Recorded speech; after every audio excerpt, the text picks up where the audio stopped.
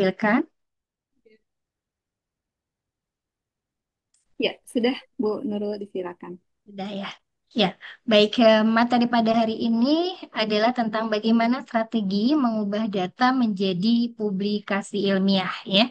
Nah, sebelum kita masuk pada inti materinya tentang bagaimana melakukan eh, strategi mengubah data menjadi publikasi ilmiah, saya akan menyampaikan dulu tentang hal-hal yang kaitannya dengan publikasi ilmiah. Nah, jadi materi kita pada hari ini kita bicara empat hal, yaitu tentang publikasi atau artikel ilmiah, kemudian bagaimana strategi kita mengubah data menjadi publikasi ilmiah, kemudian nanti saya akan sampaikan contoh publikasi ilmiah dengan data dari pelayanan kesehatan. Nah, kebetulan saya juga adalah Chief In Editor pada jurnal yang diterbitkan dan dikelola oleh PPPKMI, yaitu Health Promotion and Community Engagement Journal. Jadi nanti saya akan sosialisasi tentang jurnal ini dan diakhiri dengan bagaimana melakukan submit di jurnal ini. Jadi pada kesempatan ini saya juga mengajak Bapak Ibu semua untuk bisa submit artikelnya nanti ke Health Promotion and Community Engagement Journal ini. Nah, Bapak Ibu kita masuk ke materi atau muatan yang pertama yaitu tentang publikasi ya, atau artikel ilmiah. Apa sih sebenarnya publikasi ilmiah? Jadi publikasi ilmiah itu adalah proses penyebaran dan pengkomunikasian hasil penelitian, kajian, atau pemikiran kepada masyarakat luas dan komunitas akademik melalui berbagai media. Bisa berupa jurnal ilmiah, ya, buku atau prosedik. Jadi namanya publikasi artinya kita menyebarkan. Ya, penyebaran ini memang tentunya tidak sekedar terbit, tetapi bagaimana penulis itu berusaha untuk menyebarkan pengetahuannya, ya. Memicu temuan-temuan baru karena bisa jadi hasil-hasil yang ada di publikasi ini akan memicu kalangan-kalangan yang punya penelitian sejenis ya atau kajian sejenis untuk bisa membuat satu penelitian dan kajian yang lebih mendalam ya sehingga memungkinkan juga pada publikasi ini verifikasi serta masukan-masukan dari para ahli lain. Nah, yang khusus publikasi ilmiah dibandingkan dengan kalau kita menerbitkan tulisan kita misalnya di koran ya, kemudian di buku-buku ilmiah populer, pada publikasi ilmiah ini ada proses peninjauan dari sejawat atau kita sebut sebagai pre-review.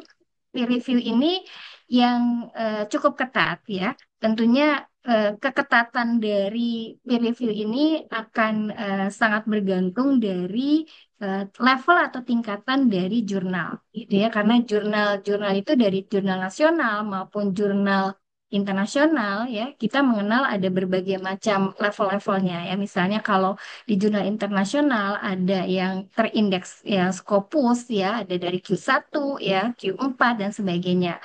Sementara kalau di Indonesia ada yang jurnal nasional yang belum terakreditasi, kemudian yang terakreditasi ada yang dari Sinta 5, Sinta 4, Sinta 3 gitu ya, Sinta 2 maupun Sinta 1. Tentunya semakin tinggi levelnya ya, di mana angka 1 menunjukkan level yang paling tinggi, peer review-nya ini akan semakin lebih ketat. Nah, kemudian kita bicara juga tentang artikel ilmiah ya. Jadi sebenarnya tadi kita bicara publikasi. Nah, publikasi itu kan banyak ya. Ada yang melalui buku, melalui proceeding ya. Kalau proceeding itu juga bisa merupakan artikel ilmiah karena biasanya dari hasil-hasil seminar atau conference bisa dibuatkan satu yang kita sebut dengan proceeding. Nah, artikel ilmiah ini adalah karya tulis yang disusun secara sistematis. Jadi bedanya kalau kita menulis artikel-artikel ya, misalnya artikel yang populer gitu ya, itu kan eh, disusunnya tidak secara sistematis. Tapi kalau artikel ilmiah kita susun secara sistematis berdasarkan metodologi dan kaidah-kaidah ilmiah untuk menyajikan temuan-temuan kita, kemudian gagasan. Di situ juga ada analisis data secara objektif ya, baik kita melakukan penelitiannya secara kualitatif maupun kuantitatif. Di situ juga ada hal yang logis dan dapat diuji. Yang tujuannya tentunya seperti pada publikasi ilmiah adalah untuk kita menyebarkan pengetahuan, melakukan pembaharuan di suatu bidang tertentu kepada komunitas ilmiah.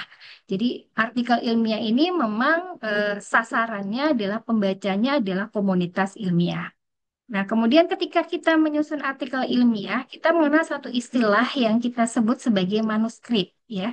Jadi manuskrip itu naskah awal, ya, atau draft dari sebuah karya ilmiah, ya, yang tentunya susunannya sudah mengikuti susunan artikel ilmiah. Jadi kalau kita menulis artikel ilmiah, tetapi kita belum publikasikan, ya, justru kita merancang untuk kita publikasikan atau kita sebut sebagai draft, itu kita sebut juga sebagai manuskrip.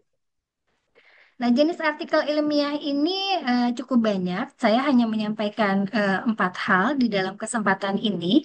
Yang pertama ada penelitian yang original atau kita sebut juga dengan original research paper.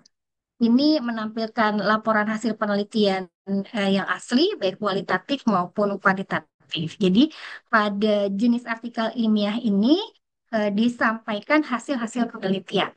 Ya, jadi hasil-hasil penelitian ini bisa penelitiannya kualitatif maupun kuantitatif. Nah, kemudian ada juga review artikel. Jadi, kalau review artikel ini bagaimana peneliti ya mereview berbagai artikel ya yang sudah diterbitkan sehingga kemudian dia melakukan analisis kritis ya membuat ringkasan dan sintesis ya. Kita mengenal review artikel itu ada yang namanya systematic review, ada juga scooping review, kemudian yang lebih lanjutnya, lebih advance-nya ada yang kita sebut sebagai meta analysis, di mana kalau pada meta analysis ini peneliti kemudian menghitung lagi ya angka-angka tertentu, misalnya menghitung kembali odds rasionya dan sebagainya. Kemudian juga ada artikel editorial. Ini adalah opini atau komentar ahli tentang isu-isu ilmiah atau perkembangan terbaru, misalnya kaitannya isu global health security. Nah, ini juga di beberapa jurnal itu ada artikel editorial, walaupun tidak semua jurnal memiliki skop publikasi berjenis artikel editorial. Nah, yang khas di Indonesia, yang mungkin kalau di luar negeri tidak banyak gitu ya, ada publikasi jenis ini, yaitu hasil publikasi dengan jenis pengabdian masyarakat ya. Karena di Indonesia Sivitas Akademika kan bukan hanya melakukan penelitian, tapi melakukan pengabdian masyarakat dan seringkali luaran-luarannya itu juga berupa publikasi ya. Maka kemudian di Indonesia juga dikenal artikel ilmiah dengan kategorinya pengabdian masyarakat. Nah, pengabdian masyarakat ini adalah hasil-hasil kegiatan dari penerapan iptek ya untuk memberikan manfaat nyata dan memecahkan masalah di masyarakat. Nah, Bapak Ibu, kita yang bergerak di bidang promosi kesehatan, kita bisa masuk juga gitu ya ke artikel ilmiah kita di kategori pengabdian masyarakat. Jadi kalau Bapak Ibu punya kegiatan-kegiatan di masyarakat, ya intervensi-intervensi di masyarakat gitu ya, kita bisa menuliskan hasil-hasilnya di skup artikel ilmiah pengabdian masyarakat. Kalau di jurnal kami yaitu Health Promotion and Community Engagement ini ada artikel yang bisa masuk pada dua hal ya original research paper dan juga pengabdian masyarakat. Walaupun dari pengalaman menerbitkan hampir dari enam penerbitan ini, enam sudah alhamdulillah sudah enam terbitan ini kita memang lebih banyaknya pada original research paper. Tapi pengabdian masyarakat tetap bisa kita masukkan ya. Jadi kegiatan-kegiatan Bapak Ibu yang di dalamnya bisa jadi tidak ada analisis statistik tapi menyampaikan hasil-hasil penelitiannya boleh masuk ke skop pengabdian masyarakat. Nah, bagaimana struktur artikel ilmiah? Struktur artikel ilmiah ada abstrak yang saya yakin karena Bapak Ibu ada abstraknya sudah diterima, ini sudah ditulis oleh Bapak Ibu ya. Eh, Kemudian setelah abstrak ada pendahuluan, kemudian ada metode, kemudian hasil diskusi atau pembahasan dan juga kesimpulan. Di mana di dalam kesimpulan biasanya juga ada rekomendasi atau saran. Nah, kita masuk ke abstrak ya. Ini saya buat ringkasannya yang saya yakin Bapak Ibu karena sudah diterima abstraknya sudah berpengalaman menuliskan abstrak ini.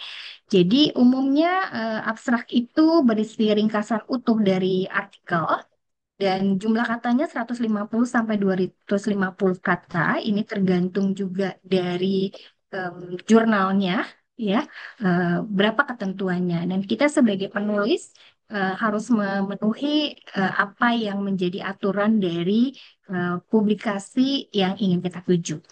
Nah, ringkasan utuh atau abstrak ini berisi latar belakang, tujuan, lokasi, dan waktu penelitian, ya, termasuk juga ada metode, desain penelitiannya seperti apa, populasi sampelnya, responden dan atau informannya seperti siapa, gitu ya. Kemudian juga menyampaikan pada populasi sampelnya itu juga teknik pengambilan sampelnya seperti apa, kemudian juga instrumen penelitiannya yang digunakan, apakah memang ada instrumen baku yang digunakan atau tidak, kemudian teknik analisis data, hasil kesimpulan, dan juga rekomendasi. Nah, pada abstrak ini hindari kutipan dan akronim yang tidak dijelaskan, dan kita harus menyampaikan secara objektif, ya, karena abstrak ini adalah ringkasan yang utuh dari artikel, kita tidak menambahkan opini pribadi.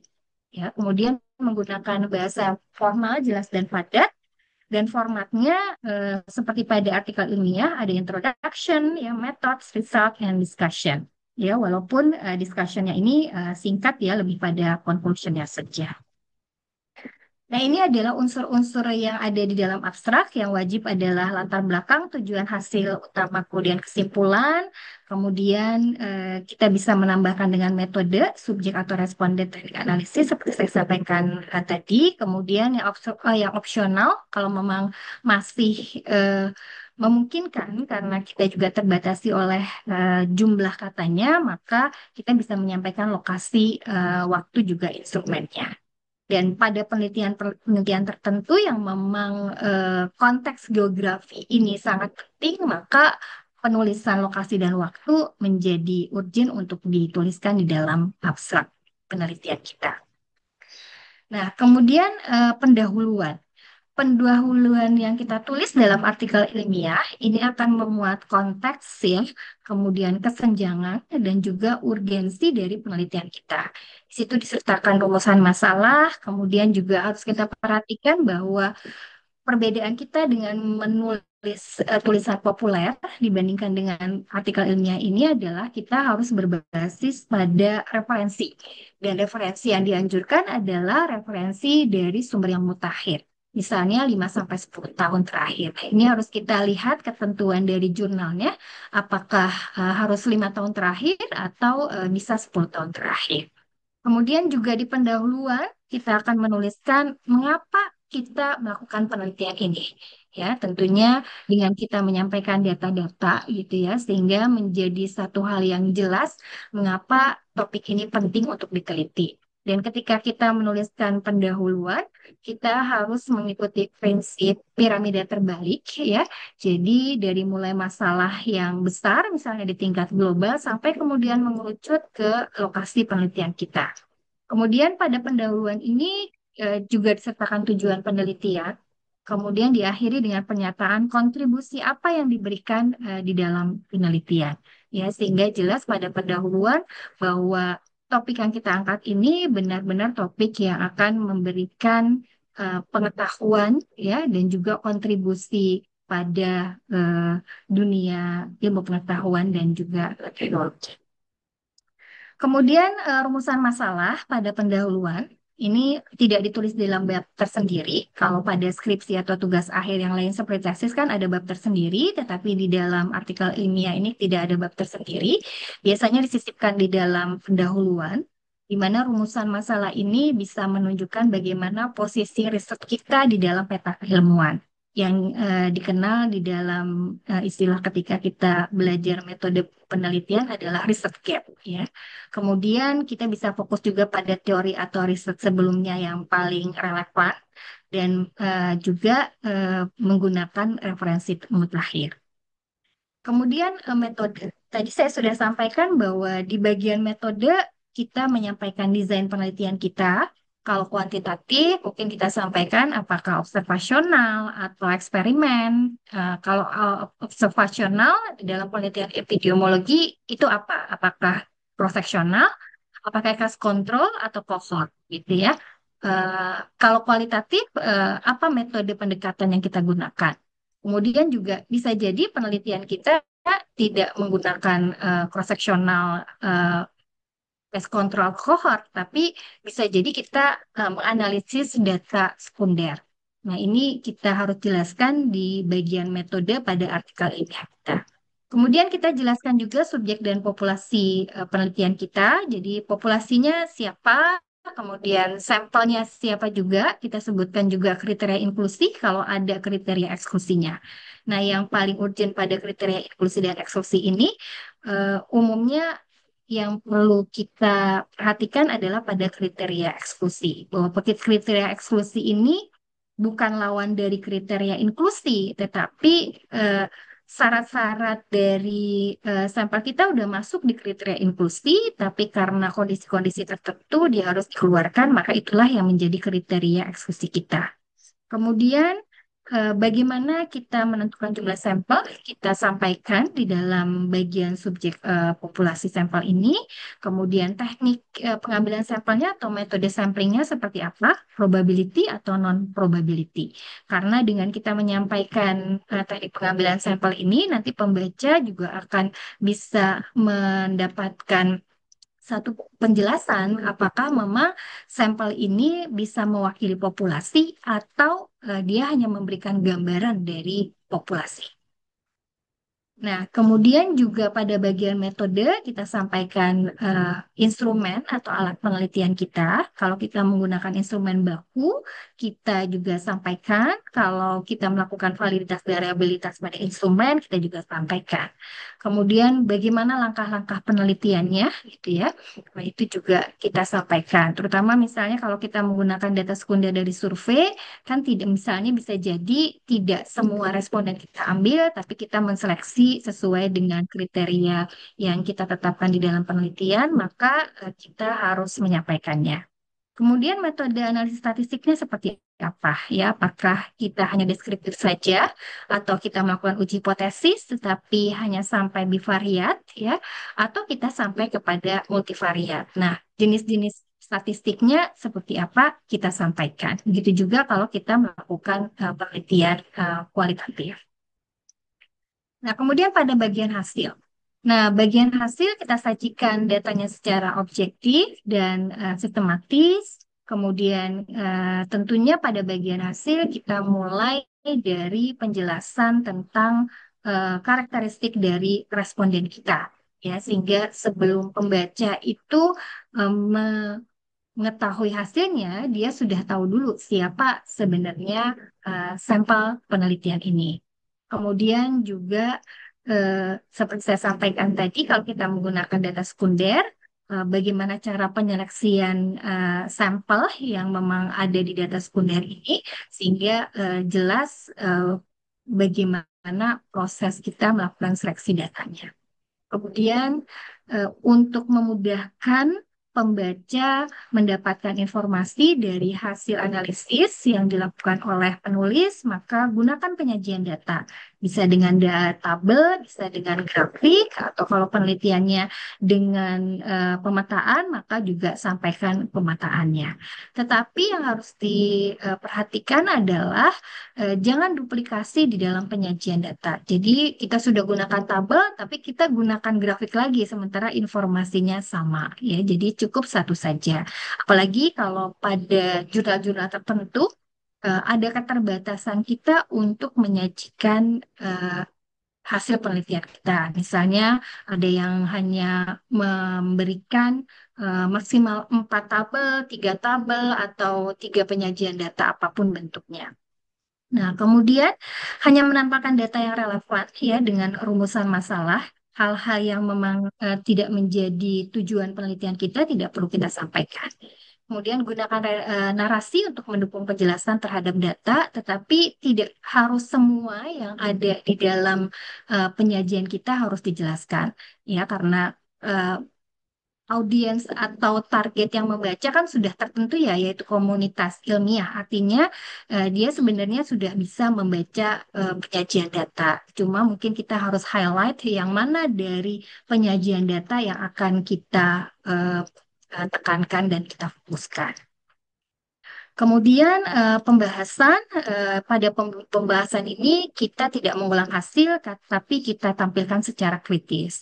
Jadi kita jelaskan makna dari hasil penelitian, ya, kemudian kita kaitkan dengan teori dan hasil-hasil penelitian sebelumnya. Kemudian juga kita tunjukkan apa kontribusi ilmiah yang diberikan dari hasil penelitian ini.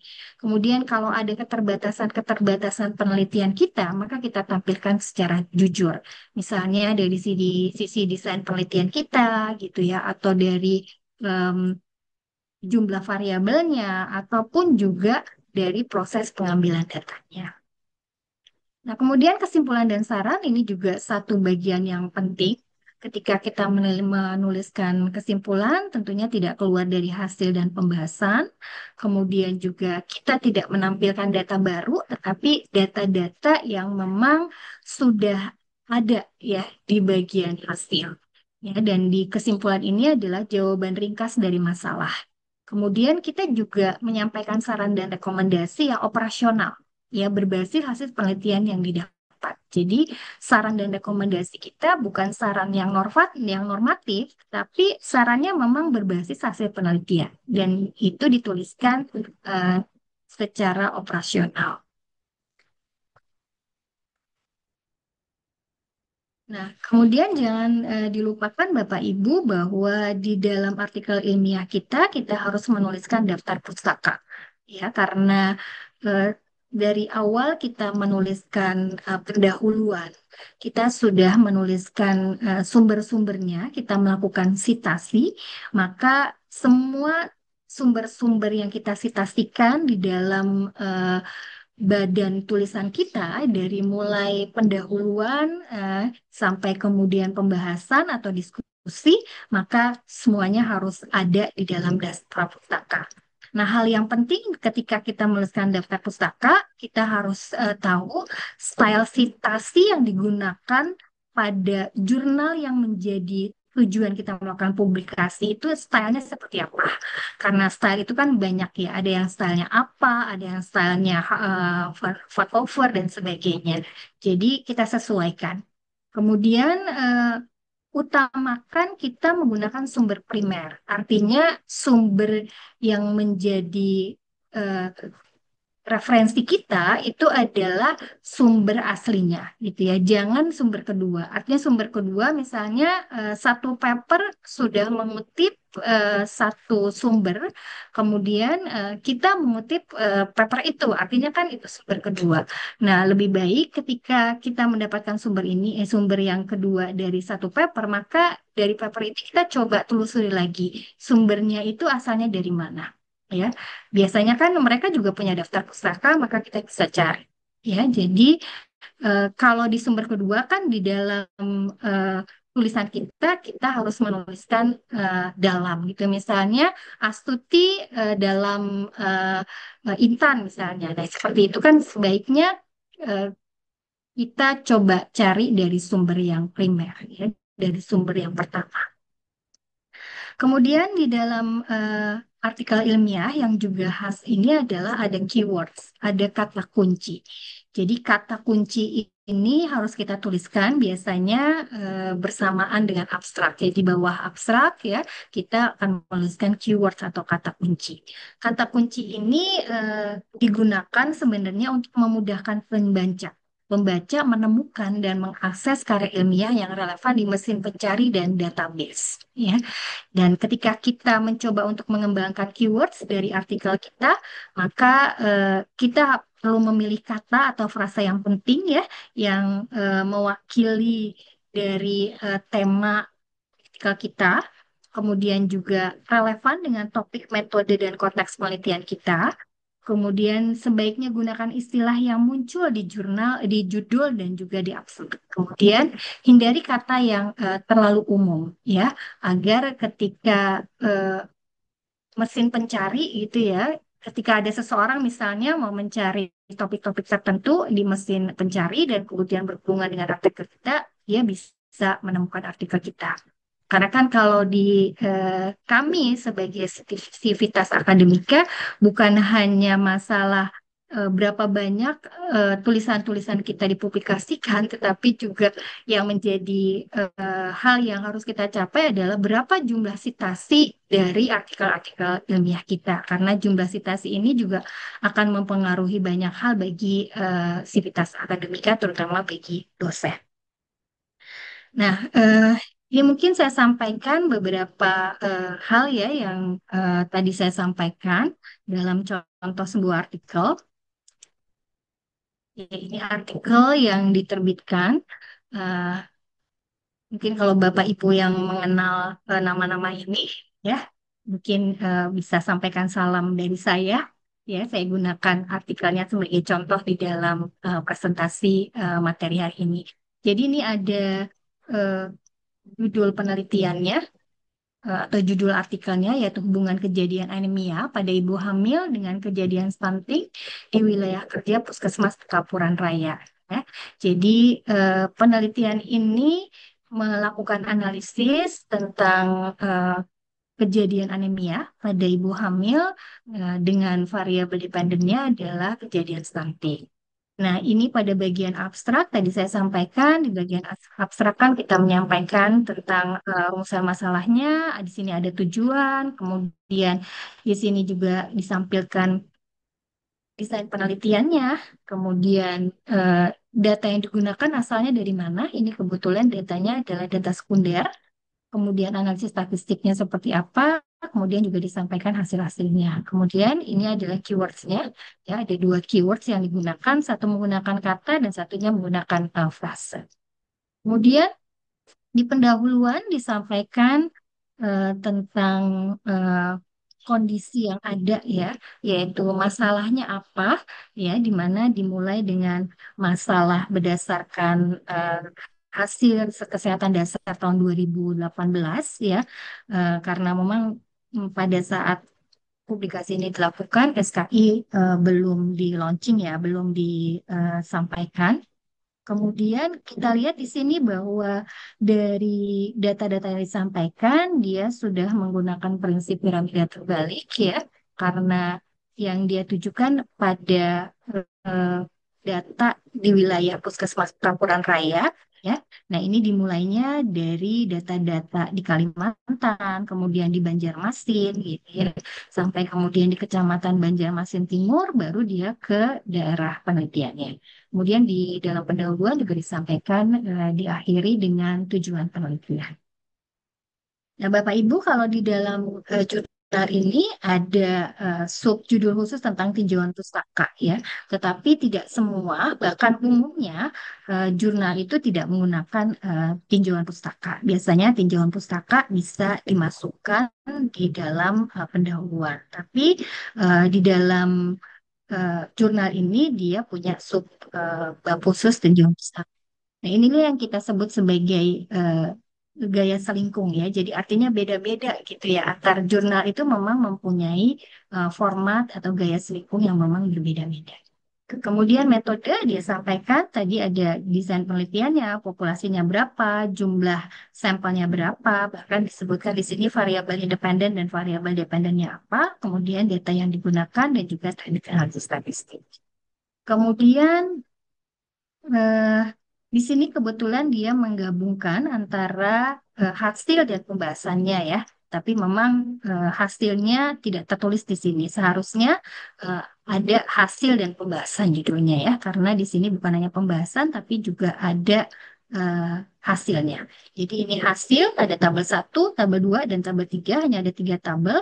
Tabel 1 dan 2 bicara tentang deskriptifnya, tentang kejadian stunting dan kejadian anemia pada respondennya. Kemudian pada tabel 3 menampilkan uji hipotesis dengan bivariat menggunakan chi-square sehingga didapatkan hasil statistik p-value dan juga effect size-nya berupa odds ratio. Dan ini adalah interpretasi dari hasil p-value dan juga hasil odds ratio-nya. Kemudian di bagian pembahasan dia disampaikan pembandingannya dengan hasil-hasil penelitian terdahulu. Kemudian juga dia membandingkan dengan konsep-konsep yang ada, ya. Di mana di sini disampaikan bagaimana efek bayi yang lahir dari ibu yang anemia, ya, terhadap perkembangan dan tumbuh kembang dari janin dan bayinya. Kemudian di bagian kesimpulan, dia juga memberikan penekanan pada hasil penelitiannya di analisis bivariat yang digunakan. Dan ini adalah daftar pustakanya, ya, disampaikan eh, menggunakan eh, style ini biasa sepertinya saya menggunakan style apa. Ini Bapak Ibu contoh dari artikel ilmiah, ya, yang eh, kita bisa lihat dari struktur struktur karya ilmiah yang saya sampaikan tadi. Oke, baik. Saya stop dulu ya. Saya lanjutkan ke PPT yang tadi. Hmm,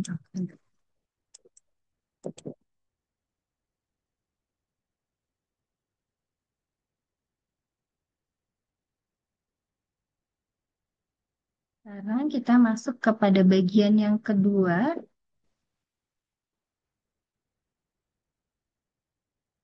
tentang bagaimana mengubah data menjadi aplikasi ilmiah.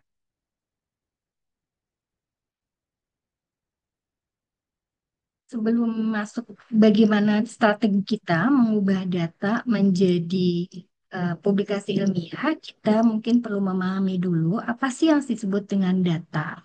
Data itu adalah sekumpulan fakta atau angka yang kita peroleh dari hasil observasi, hasil pengukuran kita, bisa kita berupa hasil wawancara gitu ya.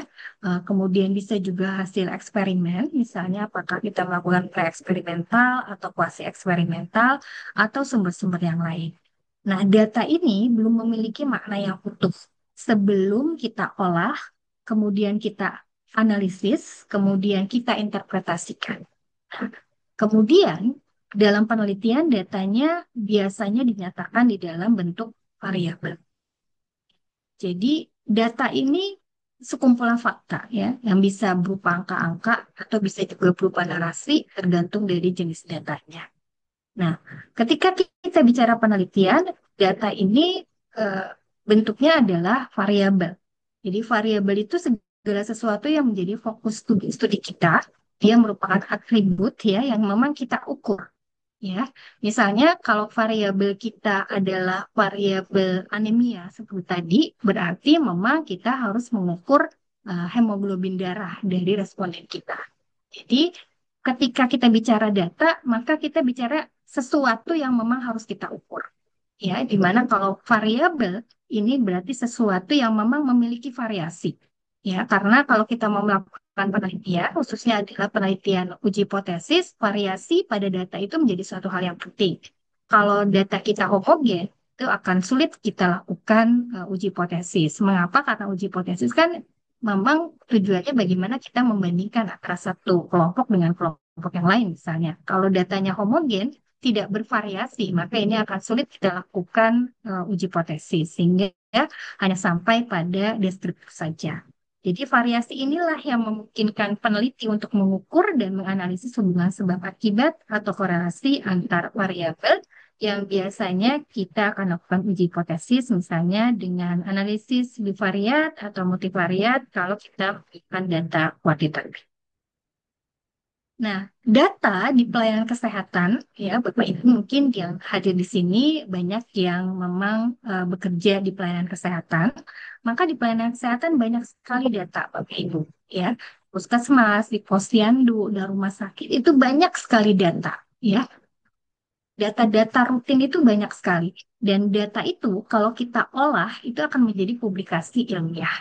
Kalau kami di perguruan tinggi ya, kita tidak punya data rutin gitu ya. Sehingga kalau kita mau melakukan penelitian, ya kita harus punya data. Apakah kita menggunakan data sekunder dari survei-survei yang sudah dikerjakan misalnya oleh kementerian, oleh mungkin oleh badan-badan yang lain gitu ya, atau kemudian kita juga mengambil data primer sendiri gitu ya. Tapi kalau di pelayanan kesehatan itu data rutin itu memang sudah ada gitu ya. Data yang dikumpulkan secara berkala, terus-menerus dan sistematis ya. Misalnya yang digunakan untuk memantau kegiatan atau yang memang kunjungan-kunjungan pasien dengan diagnosis-diagnosis tertentu ya, data-data program ya. Itu data di pelayanan kesehatan sangat banyak ya, sehingga potensi untuk melakukan publikasi ilmiah itu sangat besar Bapak Ibu ya. Dan ini adalah satu kelebihan yang ada di pelayanan kesehatan dibandingkan kami di perguruan tinggi. Ketika kita mau melakukan penelitian, kita harus cari datanya, baik itu kita menggunakan data primer maupun data sekunder.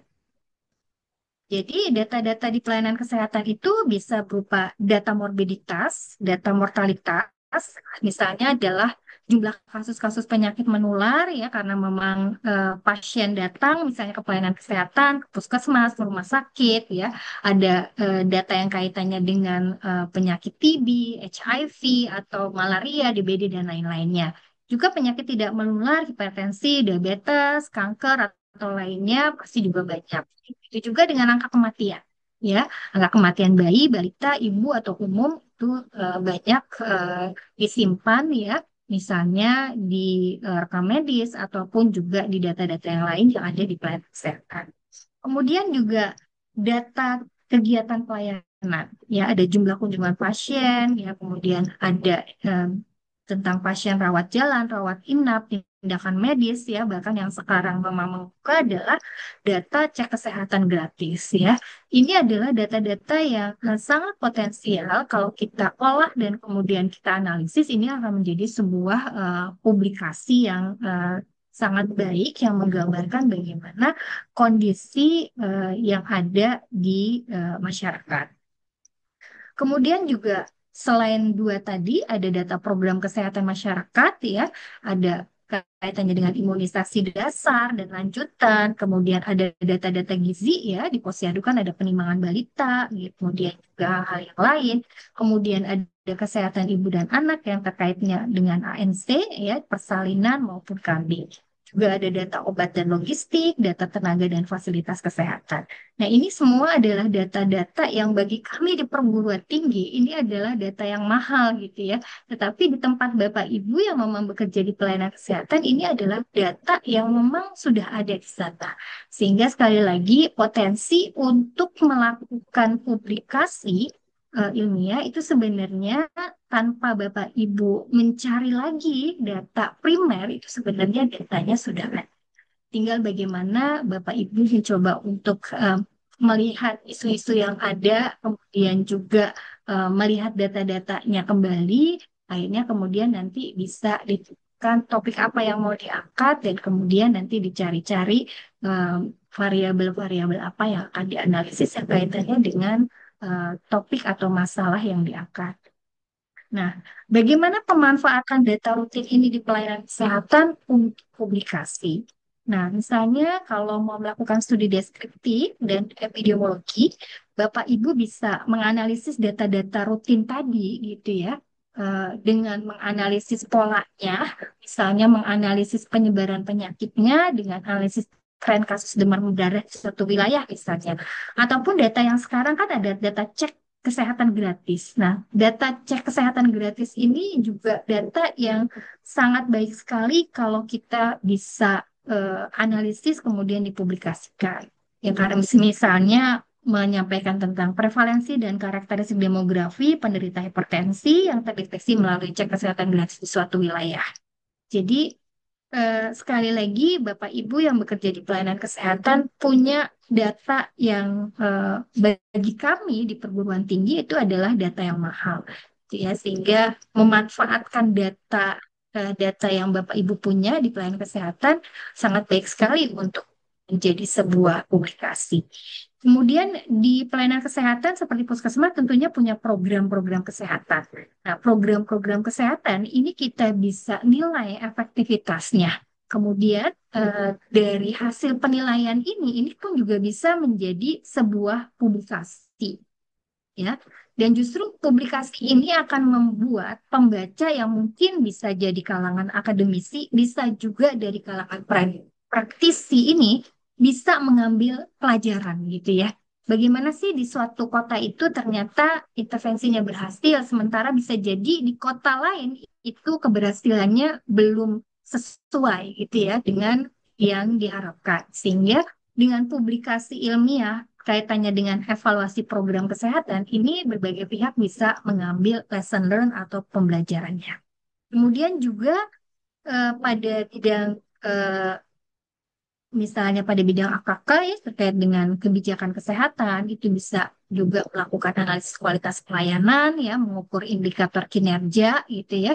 Kemudian bisa juga mengukur tingkat infeksi nosokomial atau kepatuhan terhadap protokol klinis ya. Jadi Bapak Ibu eh, bagaimana kita memanfaatkan data rutin di pelayanan kesehatan, eh, model analisisnya itu memang bisa bervariasi. Kemudian apa sih keunggulan data rutin yang dimiliki di pelayanan kesehatan? Yang pertama adalah skalanya besar. Nah, namanya juga data rutin ya. Artinya kan memang data itu sering kali dikumpulkan. Day by day data itu dikumpulkan. Sehingga dia volumenya besar. Dia memberikan kekuatan statistik yang lebih besar. Ya, data-data yang ada di BPJS itu sebenarnya juga data skala besar, bahkan dalam keilmuan data kita sebut sebagai big data gitu ya. Sehingga kalau dianalisis ini juga akan memberikan lesson learn yang sangat baik ya untuk meningkatkan kesehatan masyarakat.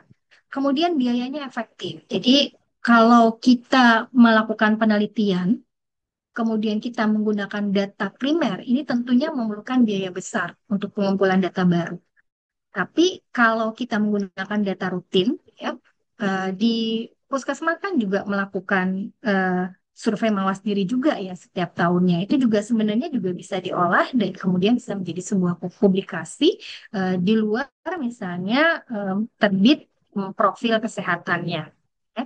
Kemudian biaya ini memang menjadi rendah gitu ya. Kenapa? Karena kita tidak perlu mengumpulkan data primer yang biasanya data primer itu memang punya biaya yang tidak sedikit.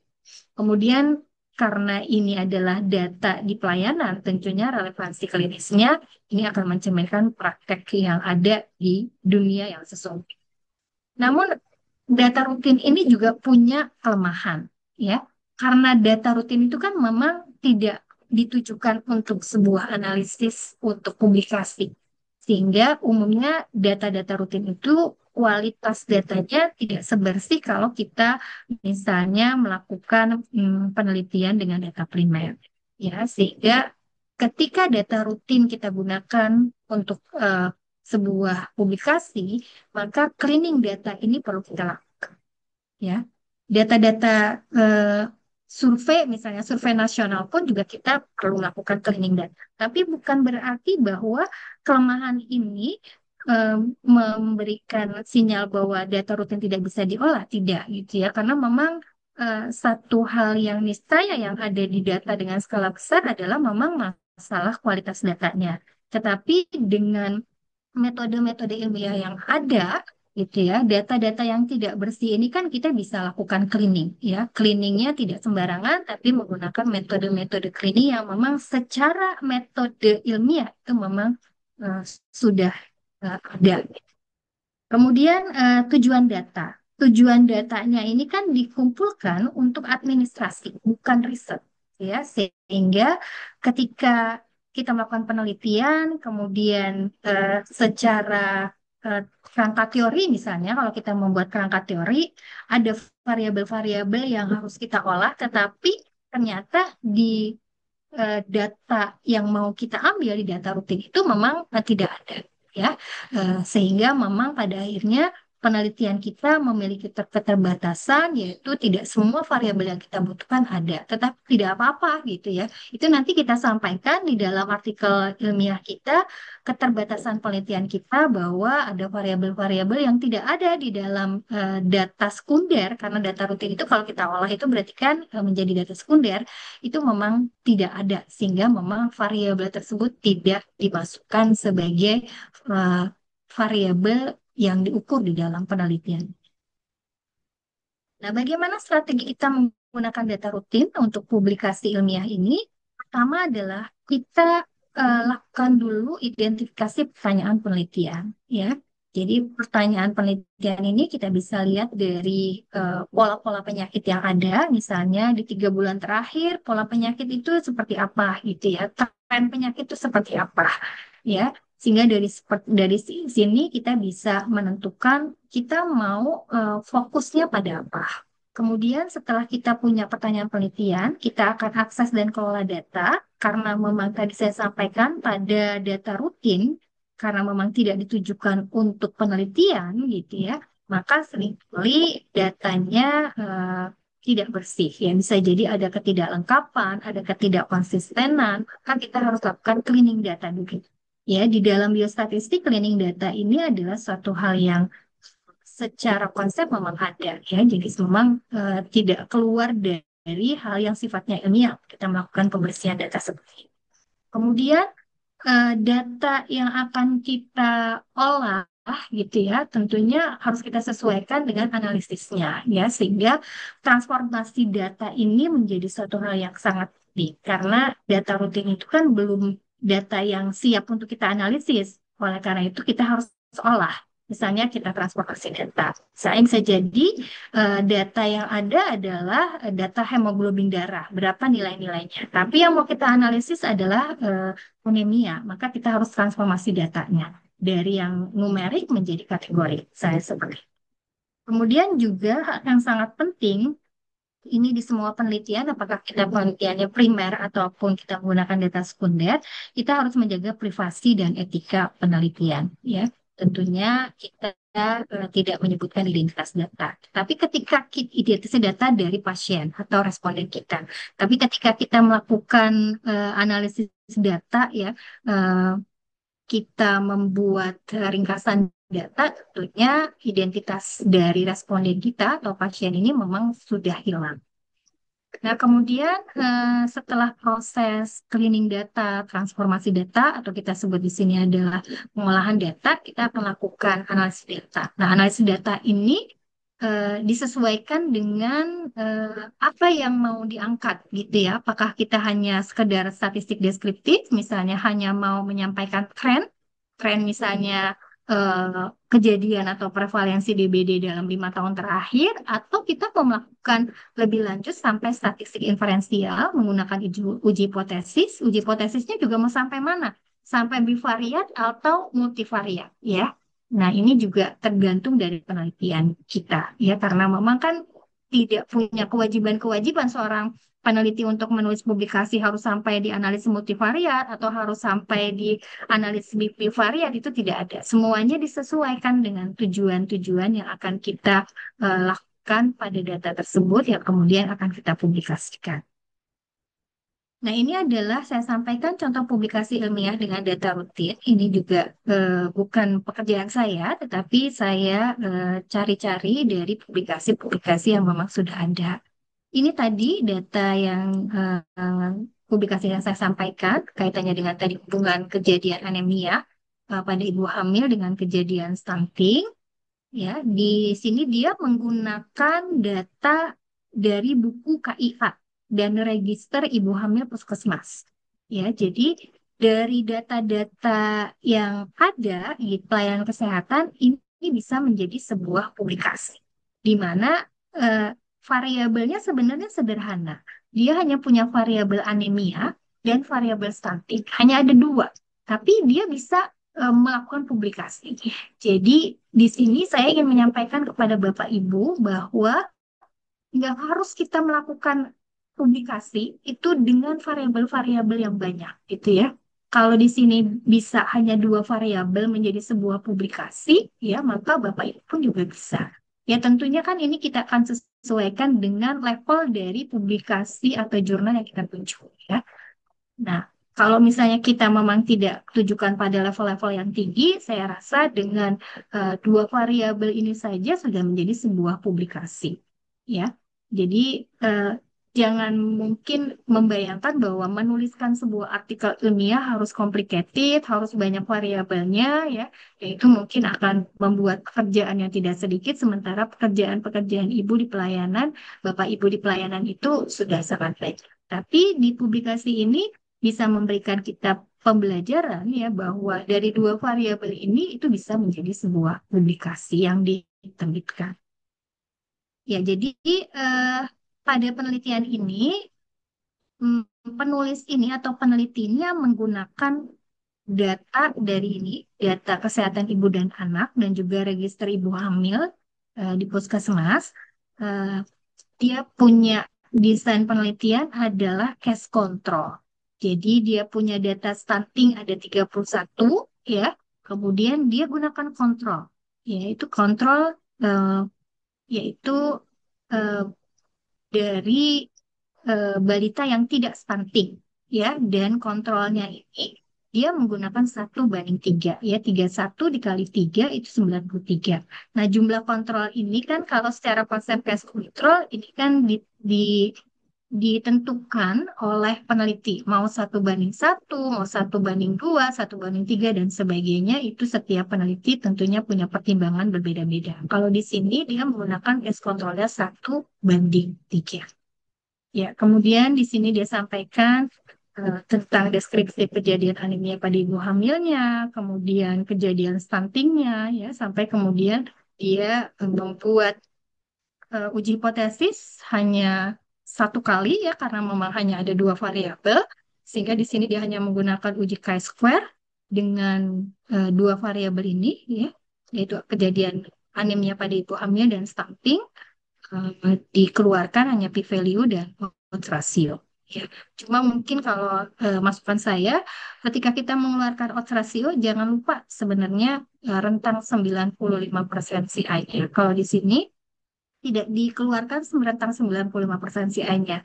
Sementara secara ilmiah, rentang 95% CI yang di situ ada nilai batas bawah dan batas atas, ini akan menentukan apakah memang nilai odds ratio ini bermakna atau tidak. Kalau rentang dari batas atas dan batas bawahnya melewati angka 1, itu ya, maka odds ratio-nya tidak. Jadi ini kekurangannya pada nilai 90% CI yang memang tidak ditampilkan. Nah, kemudian eh, kalau tadi bagaimana eh, penulis atau peneliti pada topik anemia ibu hamil dan stunting, dia menggunakan data-data yang ada di pelayanan, maka kemudian ini ada penelitian yang lain tentang efektivitas senam lansia terhadap tekanan darah lansia penderita hipertensi di puskesmas. Ya, jadi dia di puskesmas ini ada program ya senam lansia, ya, ada kegiatan intervensi tentunya. Nah, kegiatan intervensi ini kemudian bisa juga menjadi publikasi, ya, di mana dinilai bagaimana efeknya senam lansia ini terhadap tekanan darah lansia, ya. Dan ini adalah jenis artikel ilmiah yang kategorinya bukan original research paper. Ya, jadi dia hanya berdasarkan intervensi aja kegiatan yang kalau di Indonesia dikenal sebagai artikel PKM atau artikel pengabdian masyarakat. Nah, pada artikel pengabdian masyarakat memang ada yang menggunakan analisis statistik, ada juga yang tidak. Ini kebetulan yang saya tampilkan adalah yang tidak menggunakan analisis statistik. Jadi dia hanya menyampaikan secara narasi saja, kualitatif gitu ya. Kemudian dia sampaikan hasil-hasilnya. Berikut juga ada foto-fotonya. Ya, jadi metode pelaksanaannya disampaikan, dia melakukan edukasi singkat, ya, kemudian juga ada pengukuran tekanan darah, gitu ya. Kemudian setelah senam berlangsung, kemudian diistirahatkan, kemudian diukur lagi tekanan darahnya, ya. Nah, kemudian dia disampaikan ini hasil-hasilnya. Ya, cuma mungkin kalau masukan saya akan lebih bagus juga kalau ada tabelnya tuh ya. Cuma di sini dia tidak menggunakan tabel berapa banyak yang kemudian tekanan darahnya menjadi tidak meningkat atau kemudian tekanan darahnya stabil atau tekanan darahnya menurun, ini tidak dijelaskan. Tapi yang dijelaskan adalah bahwa peserta yang tidak mengalami penurunan signifikan tidak ditemukan adanya peningkatan tekanan darah. Ya. Nah, hmm, ini adalah full papernya ya. Jadi jurnalnya memang jurnal khusus untuk pengabdian masyarakat. Jadi di jurnal ini semua artikelnya adalah artikel yang terkait dengan kegiatan-kegiatan pengabdian masyarakat atau kalau Bapak Ibu di pelayanan itu adalah kegiatan-kegiatan intervensi yang Bapak Ibu lakukan. Ya. Nah, kemudian di sini disampaikan foto-fotonya ya. Kemudian juga eh, disampaikan ada kesimpulannya dan juga daftar pustaka. Ya, secara struktur dari eh, artikel ilmiahnya tetap ada gitu ya. Cuma memang pada artikel pengabdian masyarakat ini tidak dituntut ada analisis-analisis statistik. Sebenarnya kalau kegiatan-kegiatan intervensi yang Bapak Ibu lakukan bisa juga dimasukkan di artikel dengan jenis original research paper kalau memang dari awal intervensi ini Bapak Ibu melakukan proses-proses pengukuran seperti penelitian, misalnya dilakukan pre-post test kaitannya dengan misalnya variabel pengetahuan, variabel sikap atau variabel-variabel yang lain ya sehingga nanti juga diukur lagi post testnya sehingga nanti dari pretest post-testnya itu dianalisis secara statistik sehingga secara statistik bisa dilihat apakah memang ada perbedaan hasil antara sebelum intervensi dengan sesudah intervensi. Sehingga kegiatan-kegiatan intervensi di lapangan yang Bapak Ibu lakukan itu juga bisa dituliskan menjadi original research paper selain pada artikel dengan jenis pengabdian masyarakat ini. Oke, saya lanjutkan di PPT saya. Hmm.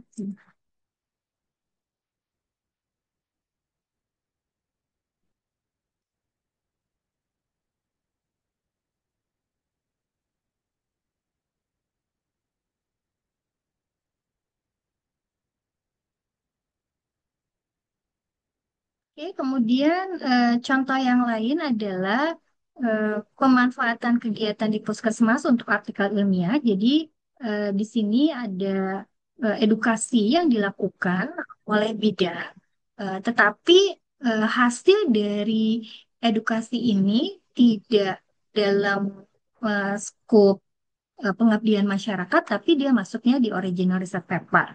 Jadi di sini seperti saya sampaikan tadi, dia mengukur pretest dan post-test sehingga nanti hasil pretest dan post-testnya ini bisa dianalisis secara statistik sehingga kegiatan-kegiatan Bapak Ibu di lapangan ini ya, itu juga bisa menjadi artikel ilmiah dengan skop original research paper sehingga bisa masuk pada jurnal-jurnal yang memang hanya menerbitkan artikel-artikel dengan kategori riset ya karena umumnya jurnal itu kan khusus ada yang khusus pengabdian masyarakat ada yang khususnya penelitian cuma kalau di jurnal Health Promotion and Community Engagement yang memang diterbitkan oleh PPPKMI ini karena memang melihat bagaimana kegiatan tenaga-tenaga promkes di lapangan, maka kita punya dua scope. Ada scope penelitian yang berupa original research paper dan juga ada eh, hasil-hasil kegiatan Bapak Ibu yang memang tidak dianalisis statistik pun juga bisa masuk di dalam jurnal yang kami terbitkan. Jadi, balik lagi kepada artikel ini tentang efektivitas edukasi gizi dan kesehatan oleh bidan dalam mencegah stunting pada ibu hamil dan balita. Ini kegiatan, tetapi dia menjadikan sebagai original research paper, di mana di abstraknya disampaikan rumusan masalahnya, ada tujuannya, mengetahui efektivitas edukasi gizi dan kesehatan oleh bidan untuk meningkatkan pengetahuan kemudian menggunakan desainnya kuasi eksperimen dengan one group pre test dan post testnya. Kemudian jumlah respondennya 30 orang di mana ada dua kelompok. Ada yang menggunakan edukasi dengan media PowerPoint, ada yang menggunakan leaflet. Ya, kemudian uji statistiknya digunakan adalah uji T, uji T berpasangan atau PRC test, kemudian dia sampaikan hasil-hasil, ya, hasil secara deskriptif maupun hasil secara statistiknya. Ya, kemudian juga ada risiko. Jadi pada paper tersebut atau pada artikel tersebut dia buat tabel, ya, tabel terkait dengan variabel pemahaman pengetahuan ini dia ukur kaitannya dengan konsep pemahaman 1000 HPK, praktek ASI eksklusif, dan juga MP ASI bergizi. Hasil pretestnya dengan proses ditampilkan sehingga bisa dilihat bagaimana hasilnya, apakah ada peningkatan atau tidak, dan ternyata ada peningkatan. Dan peningkatannya cukup besar, ya, di atas 40%. Yaitu ini pada media PowerPoint. Sementara pada media leaflet juga disampaikan hasil pretest dan postesnya pada kontrak yang sama, ada 3 hal, kemudian peningkatannya juga disampaikan. Ya, cuma mungkin akan lebih bagus kalau kemudian eh, di sininya juga diperlihatkan ya tentang uji T-nya. Jadi disampaikan di artikel ini ada uji T, pada bagian abstrak, tapi saya tidak melihat hasilnya pada uji T-nya. Ya, ini adalah full papernya, Bapak Ibu. Ya, jadi dia kan menggunakan em, tadi uji T berpasangan, ya. Cuma memang tabel uji T-nya saya lihat tidak ada, gitu ya. Jadi Bapak Ibu juga menjadi pembelajaran buat kita semua jika kita menuliskan apa-apa yang ada di metode, maka itu semuanya harus keluar di bagian hasil. Ya, seperti kalau di paper ini menggunakan uji hipotesis uji T berpasangan, tapi ternyata dia tidak keluarkan.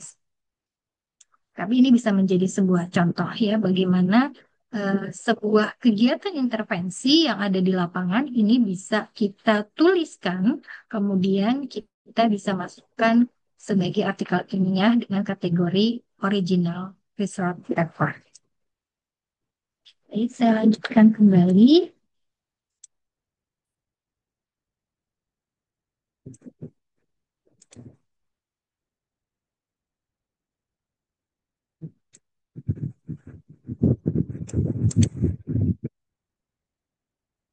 Ya, ini tadi sudah saya sampaikan.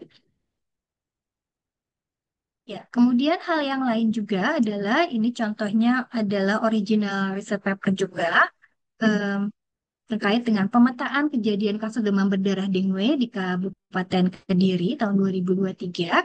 Jadi sekarang ini kan memang eh, bagaimana kita melakukan analisis statistik ataupun pendekatan-pendekatan statistik eh, atau bagaimana kita mengolah data itu memang sangat bervariatif sekarang.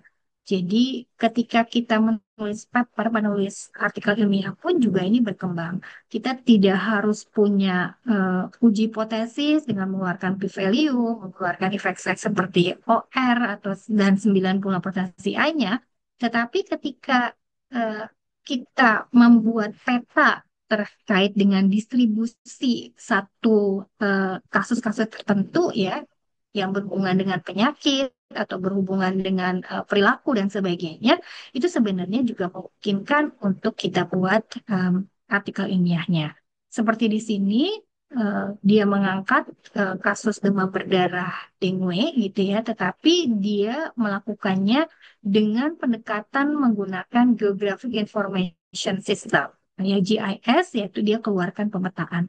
Sekarang ini kan di beberapa puskesmas gitu ya, tenaga epidemiologi gitu ya, dia sudah mampu melakukan pemetaan. Karena seperti kalau di tempat saya, eh, mahasiswa S1 Kesmas dari peminatan EPI dan juga peminatan Biostat, mereka mendapatkan mata kuliah tentang Geographic Information System ini, sehingga mereka bisa melakukan pemetaan.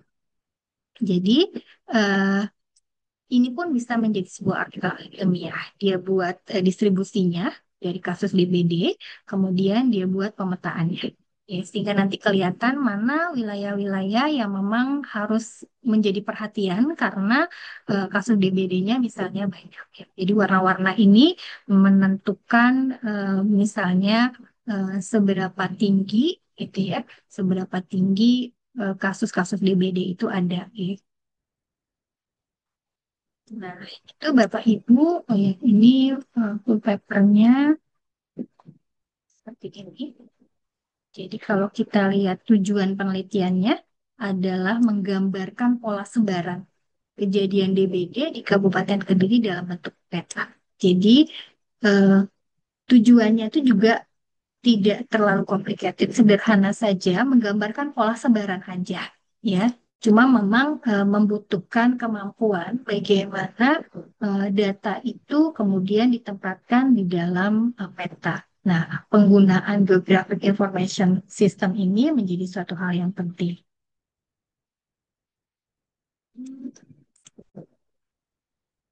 Saya lanjut.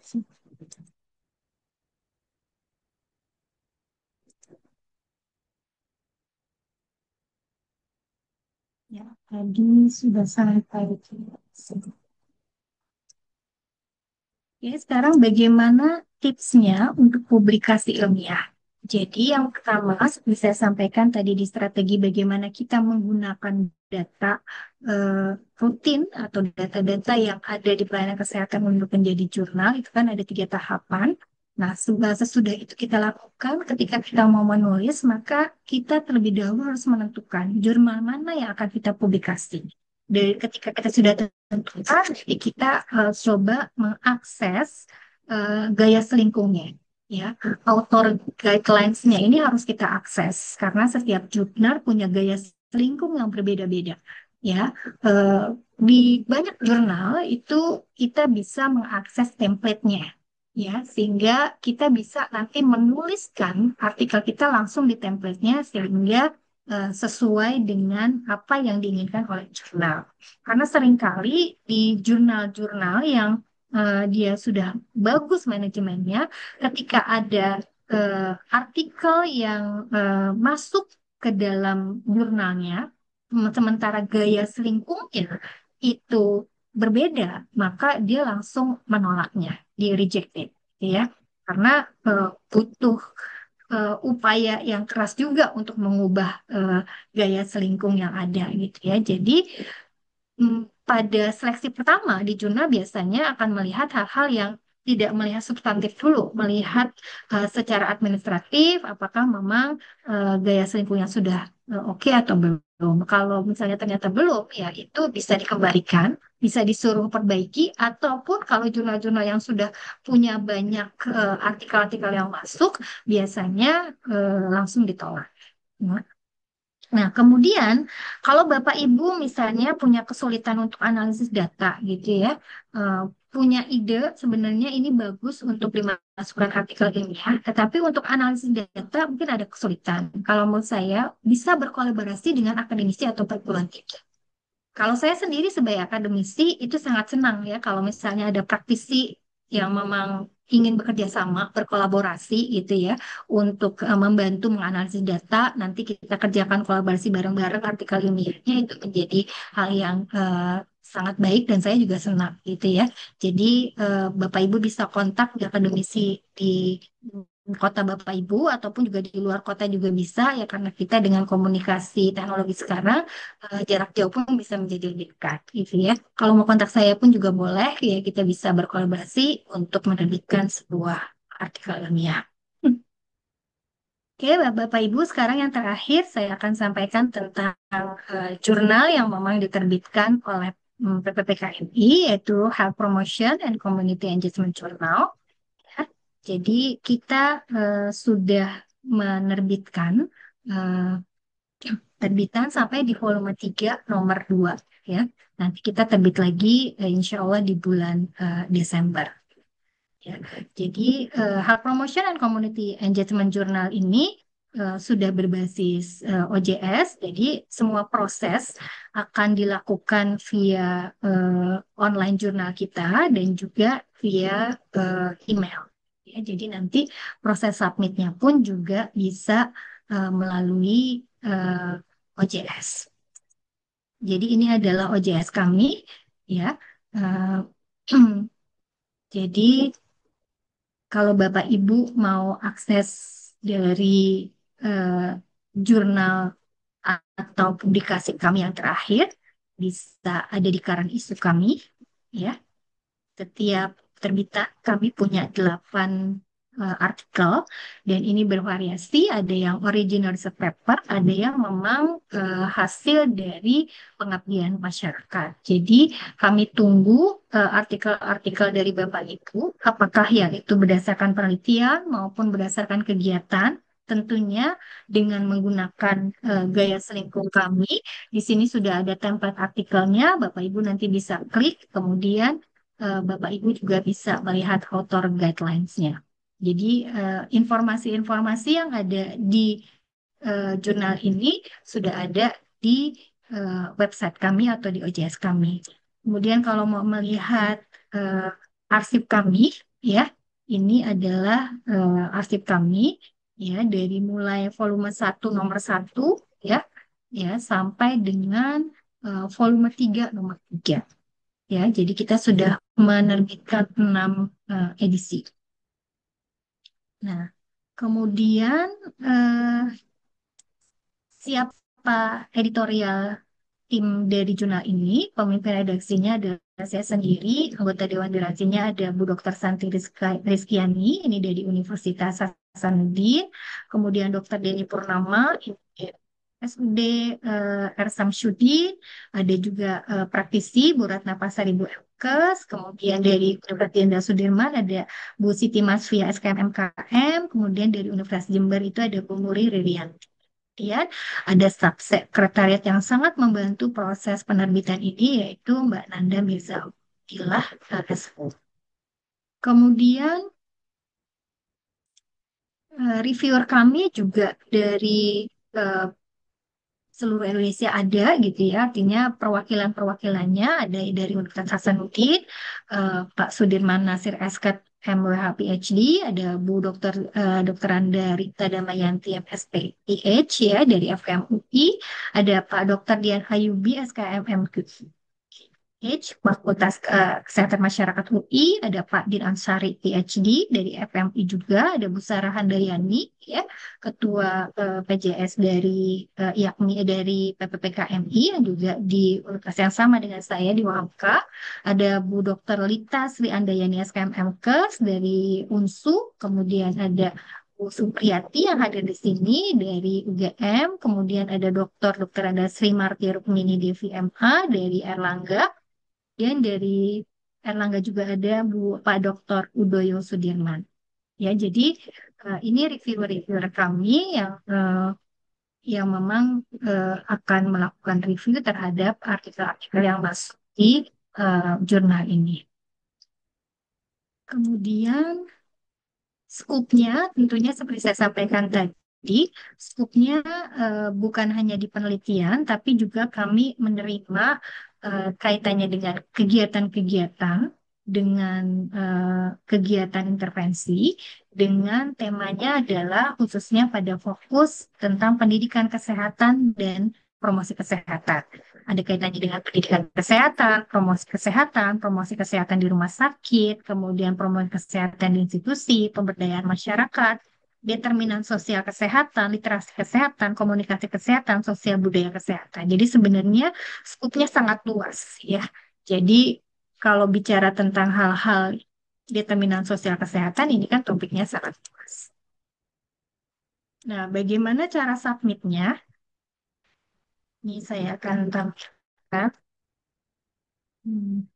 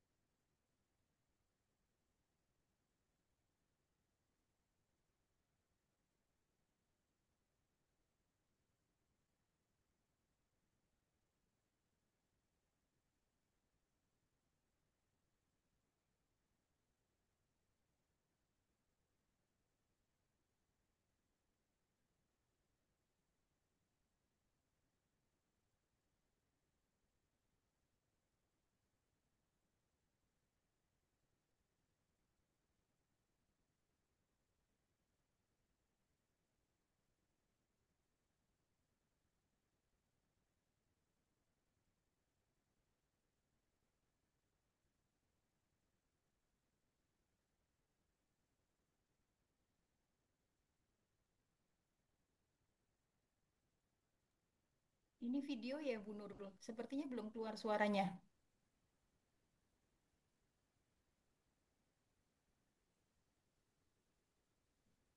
Bu Nurul.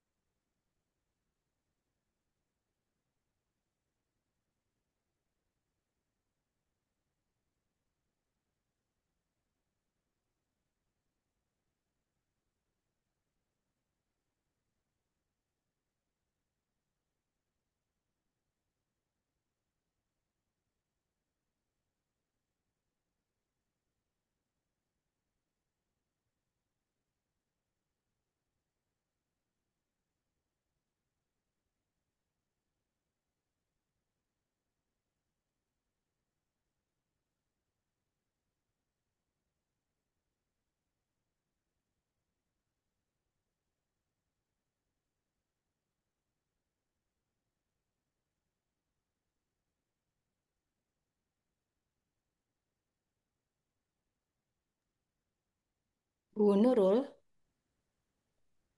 Suaranya belum masuk, Bu.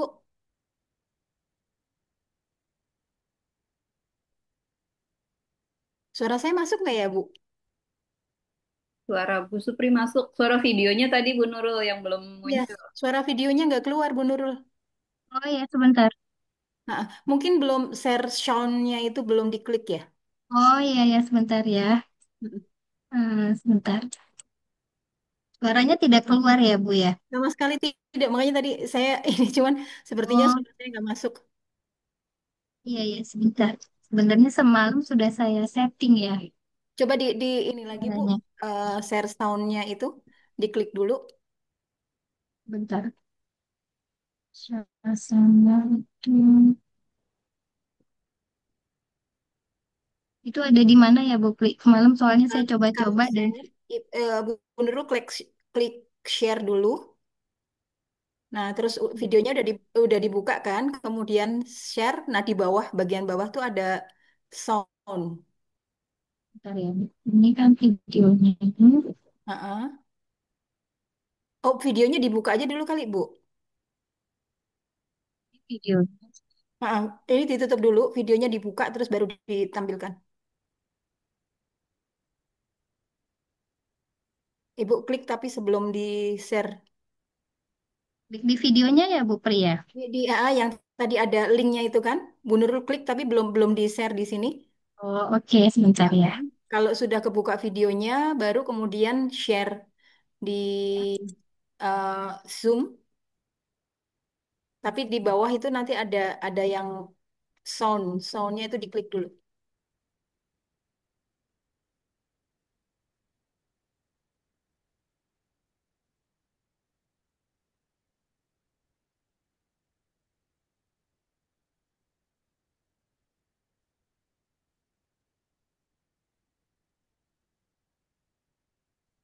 Sound itu di bagian kanan, Bu.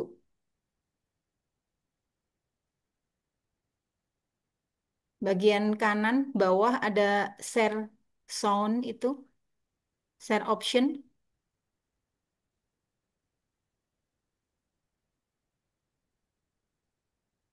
Ketemu nggak, Bu Nurul? Ini lagi dicari, Bu. Sebentar. Atau videonya dikirim ke saya boleh? Di Oh grup iya ya, sebentar. grup ilmiah.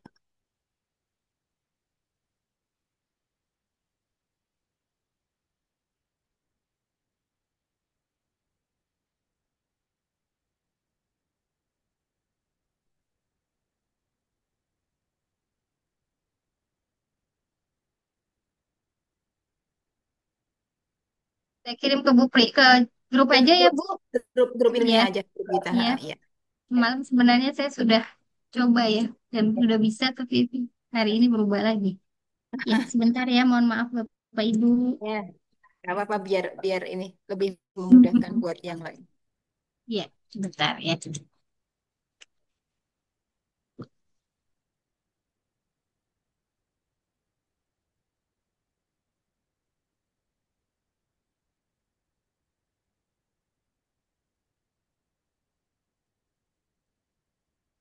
Eh, mungkin sambil menunggu proses ini ada beberapa pertanyaan juga di itu apa mau sambil dijawab atau kemudian ini. Ya, saya sambil download dulu. Belum sampai Ya, filenya. sebentar Bu. Baik, sambil mengingatkan juga ya, Ibu dan Bapak silakan mengisi link presensi ya, karena nanti akan digunakan untuk membuat sertifikat.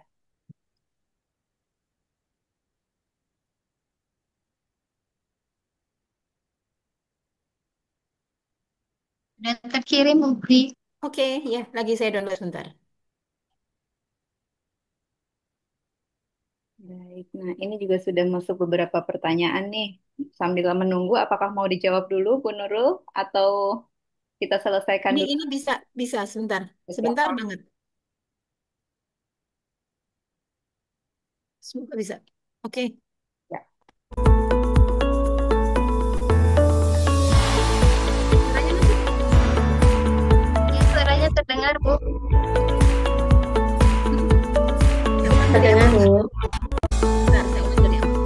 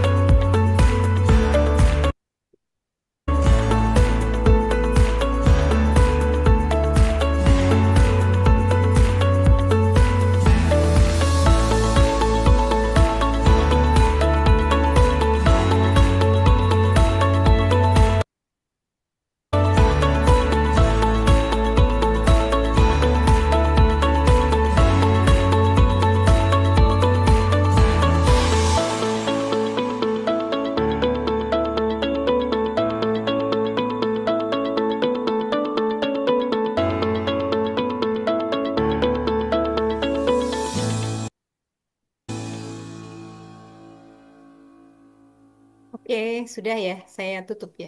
Oh, belum. Ya, terima kasih, Yang Bu berikutnya. Pri. Ya, Sudah. oke, saya kembalikan ke Bu Nurul.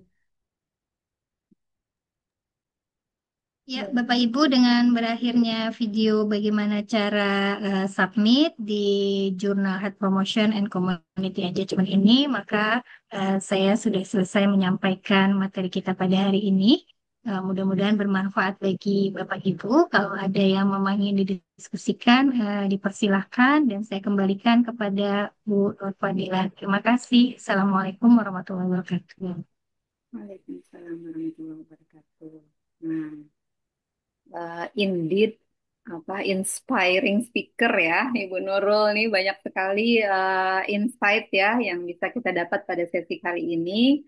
Peserta juga sudah tidak tidak sabar bertanya ya. Kita langsung saja nih menyambut yang sudah raise hand. Silakan Ibu Diajeng Maulani, boleh? Silakan Ibu. Baik, terima kasih. Apakah dengar? Ya, sudah terdengar Ibu Diajeng. Silakan. Baik, terima kasih kesempatannya kepada Bu Nur Fadila. Perkenalkan saya Diajeng, uh, afiliasi, afiliasi saya dari Universitas Gajah Mada, Magister Kesehatan Masyarakat. Salam takzim kepada Ibu Supriyati. Iya, Mbak. Sebelumnya mohon maaf saya tidak bisa menyalakan kamera karena sikon yang kurang mendukung. Uh, Baik, selanjutnya terkait pertanyaannya. Sebelumnya terima kasih banyak Bu Nurul atas materinya yang sangat inspiring, sangat jelas dan sangat detail. Tapi di sini saya ada beberapa pertanyaan terkait gaya selingkuh dalam jurnal PPKMI ini. Dalam gaya selingkuh ini ada dua poin.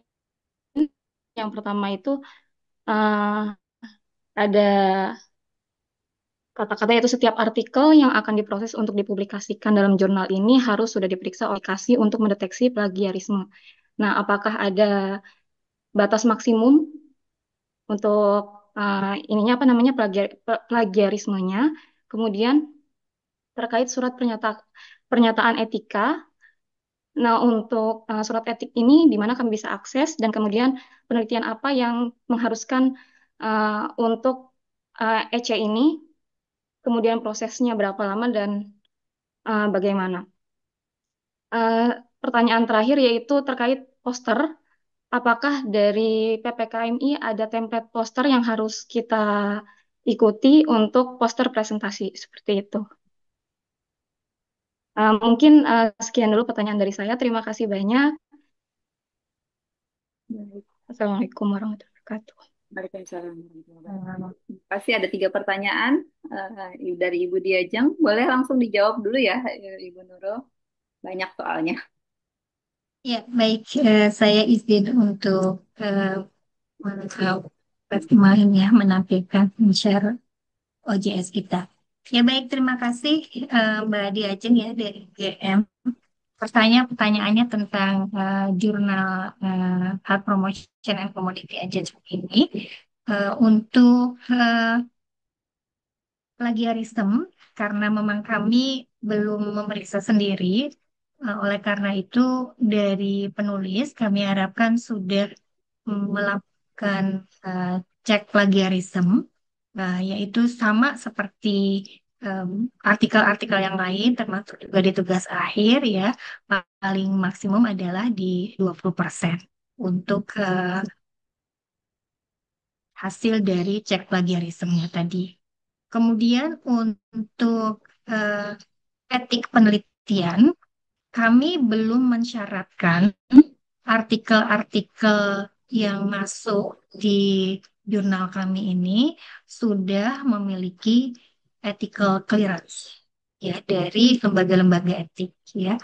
Karena kami kan masih dalam proses untuk bisa mendaftarkan jurnal kami ini eh, ke Kemenristek ya supaya bisa terakreditasi.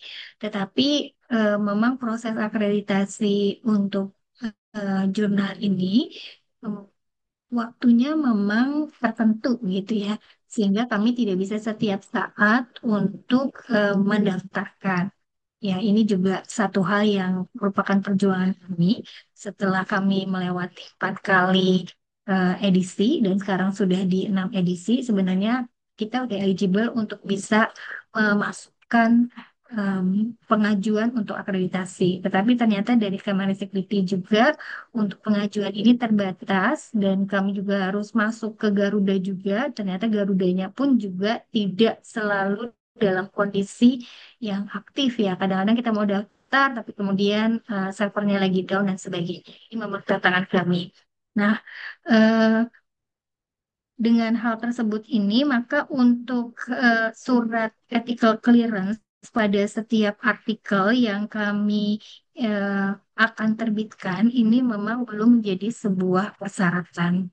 Ya, tetapi untuk dipahami tentang publication ethics-nya yang ada di jurnal kami, ini adalah hal yang kaitannya dengan pedoman etika publikasi jurnal, kemudian proses editorial publikasi dan kerahasiaan. Itu yang memang artinya kami sebagai pengelola gitu ya akan berkomitmen menjaga integritas dan etika di dalam setiap proses publikasi sehingga kami memang sangat ketat menjaga agar artikel-artikel yang diterbitkan di jurnal kami ini belum pernah diterbitkan di jurnal yang lain.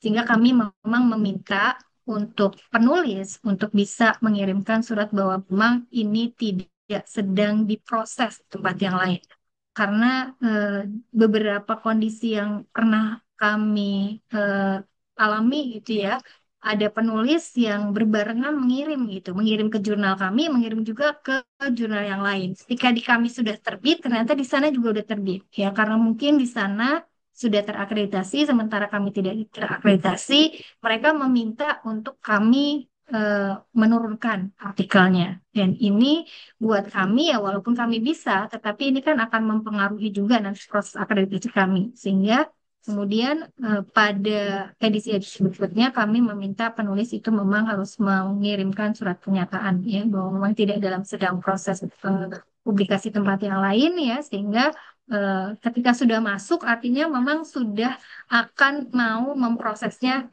hingga ada keputusan kami apakah rejected atau accepted. Sehingga kalau sudah terbit ya, ya itu sudah juga seharusnya ada komitmen juga dari penulis bahwa memang dia tidak akan diterbitkan di tempat yang lain.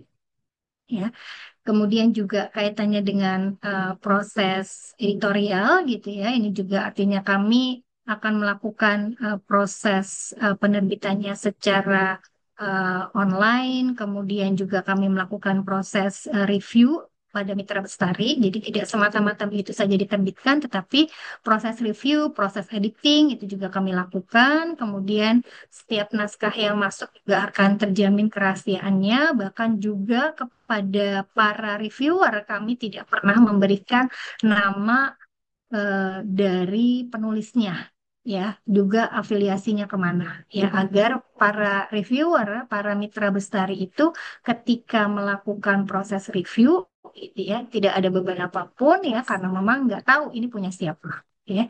Jadi begitu terkaitannya dengan etik penelitiannya. Kemudian eh, yang kedua mungkin Bu Pri bisa memberikan jawabannya. Yang ketiga ya terkait Ya, dengan postgrad. em, ya. Baik, Bu Nurul. Suara saya apakah jelas terdengar? Jelas Bu Pri? Jelas. Jelas, baik. Terima kasih. Pertama, sebelum lanjut, tadi terkait dengan artikel yang sudah dipublikasi. Nah, ini ketika di daftar hadir ini, pagi ini, itu juga kami mendapati dua, ya, ada dua yang menjawab bahwa sudah dipublikasikan dalam bentuk lain. Mohon nanti menginfokan kepada kami di email, yang di surat kepada Bapak Ibu itu sudah ada CP untuk bisa dihubungi. Mohon sampaikan kepada kami dalam bentuk lain itu apa? Apakah kemudian memang itu masih memungkinkan untuk dipublikasikan di jurnal? Karena kalau di presensi sudah kami tuliskan sudah dipublikasikan di jurnal lain, sudah dipublikasikan dalam proceeding, begitu ya. Kemudian ada alternatif sudah dipublikasikan dalam bentuk lain. Nah, ini yang kami tidak tahu sehingga memang kita harus berhati-hati begitu ya Bu Nurul, daripada nanti harus di-retract lagi ya setelah kemudian publish dan di-retract itu. Ya, tentu ada konsekuensi-konsekuensinya begitu. Jadi nanti sebelum lanjut, mohon diinformasikan pada kami. Itu sebelum saya menjawab yang lain. Ya, tadi terkait dengan apakah artikel atau manuskrip yang Ibu Bapak tulis itu kemudian sudah terpublikasi atau belum. Dan saya juga mengapresiasi, terima kasih sekali Bapak Ibu karena dari jawaban yang sudah masuk ini belum semuanya mengisi daftar hadir Bapak Ibu, ini baru 28 yang mengisi daftar hadir tadi sampai 36 ya kalau tidak salah. Kami tidak sampai 5 jadi monggo bisa yang belum mengisi silahkan mengisi daftar hadir. Tadi sudah saya posting ulang. Dan dari yang sudah mengisi ini semua berkomitmen untuk menyelesaikan artikel sampai manuskrip. Nah ini terima kasih sekali lagi dan sangat mengapresiasi. Kenapa kemudian kami sampaikan bahwa e-sertifikat, nanti bentuknya adalah e-sertifikat. Untuk pertemuan kali ini, Bapak Ibu akan mendapatkan e-sertifikat dan e-sertifikat tadi hanya akan diberikan kepada peserta yang menyelesaikan proses secara tuntas. Kenapa? Karena nanti di dalam e-sertifikat tadi ada JPL yang cukup besar tadi tidak hanya hari ini begitu ya. JPL-nya bukan hanya pertemuan yang pagi ini dari jam 9 sampai kemudian 11.30 nanti, tapi kemudian juga sampai proses nanti yang terakhir. Jadi proses Bapak Ibu menyelesaikan manuskrip itu juga akan dihitung di dalam JPL sebagai follow up dari kegiatan siang ini. Begitu, Bapak Ibu, sebagai penjelasan. Nah, kemudian terkait dengan poster, Bapak Ibu, karena yang hadir di sini ini semuanya yang artikel ilmiah, baik yang presentasi poster ataupun presentasi oral, begitu ya. Nah, yang presentasi poster, Bapak Ibu, nanti poster ini akan kita terbitkan di dalam Instagram PPPKMI Pusat. Nah, jadi nanti membuat posternya ukuran dengan rasio 4:5 seperti Instagram Feed. Ya, Bapak Ibu, seperti Instagram Feed. Kemudian nanti bisa Bapak, nah ini sebenarnya detail-detail akan kami unggah ke sosmed PPKMI, hanya saja belum karena biar fokus dulu pada coaching klinik begitu ya. Khawatirnya informasinya tertumpuk begitu seperti itu. Jadi memang ini bertahap setelah ini akan kami up untuk yang aturan presentasi posternya seperti apa. Jadi mohon Bapak Ibu tetap mencermati unggahan Instagram PPPKMI Pusat. Jadi nanti diunggahnya per tanggal 13 September sampai dengan 25 September dan nanti akan dipilih oleh netizen atau audiens begitu ya yang paling banyak interaksinya baik itu like ataupun kemudian komen. Nah, nanti akan terpilih sebagai poster terfavorit untuk yang poster begitu ya. Jadi nanti dibuatnya memang dengan setting ukuran seperti itu ada hashtag yang kami siapkan juga selain hashtag yang bisa Bapak Ibu tambahkan dengan caption yang relevan dan juga hashtag yang sesuai seperti itu. Kemudian untuk yang presentasi oral Bapak Ibu saya spill sedikit juga. Waktu presentasi itu nanti masing-masing 10 menit. 10 menit, tetapi dengan slide itu 7 saja. Jadi 7 slide agar Bapak Ibu bisa eh, mempresentasikan, menjelaskan dengan baik.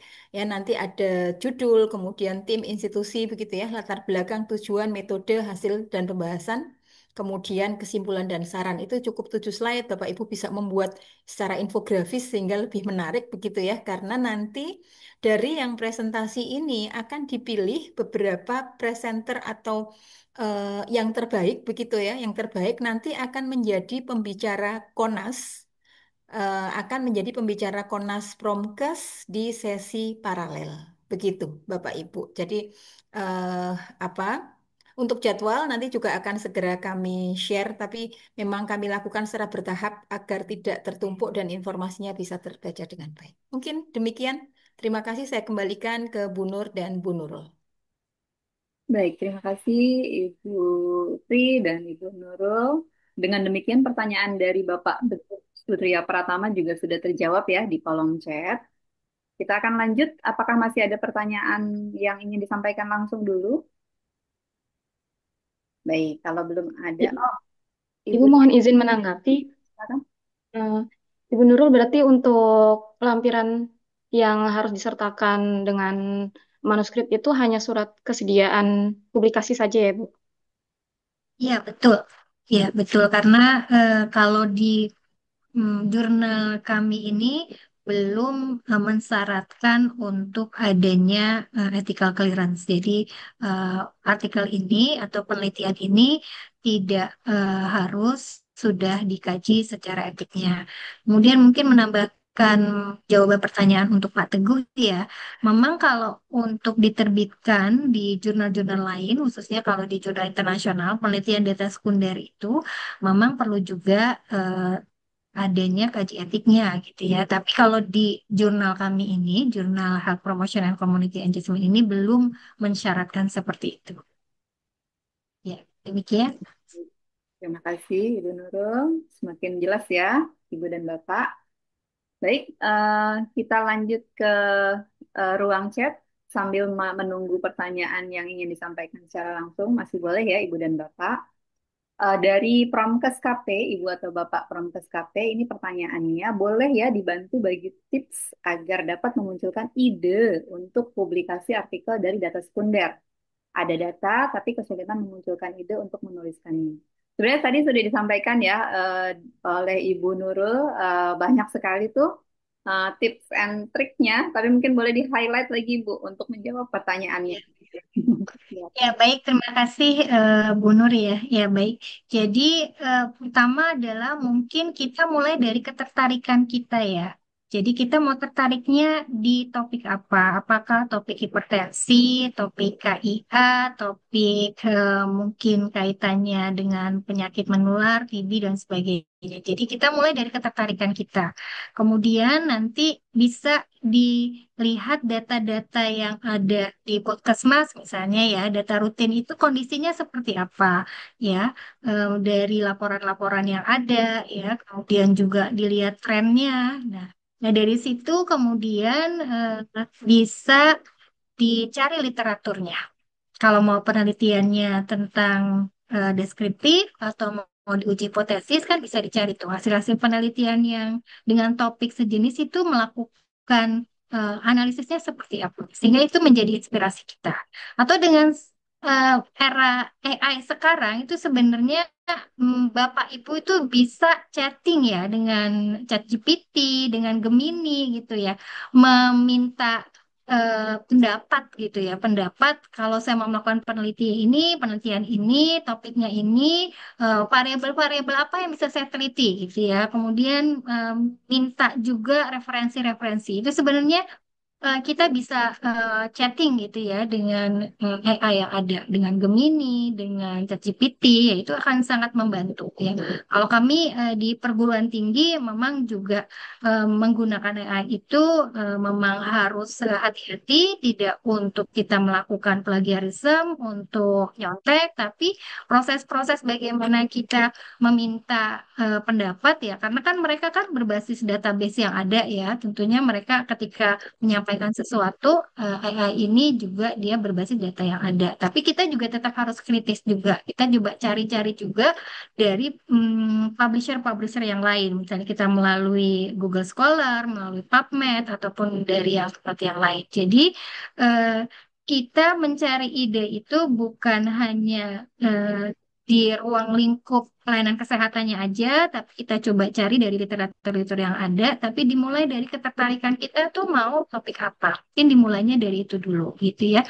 Kemudian juga kalau data sekundernya bukan data rutin, misalnya data dari hasil survei gitu ya, dari hasil survei. Misalnya kan dari kita secara nasional punya SKI. Nah, ini kita bisa lihat dari kuesionernya ya. Kita tertariknya di topik apa, dari kuesionernya kita lihat dia punya variabel apa yang terkait dengan topik yang kita mau tuju. Atau kita juga bisa lihat dari laporan hasil penelitian SKI itu. Tokoh survei-survei yang lain juga biasanya kita mulai dari hasil penelitiannya atau dari kuesionernya. Sehingga dari situ kita bisa muncul ide untuk analisis dengan topik ini, variabel apa yang bisa kita olah juga.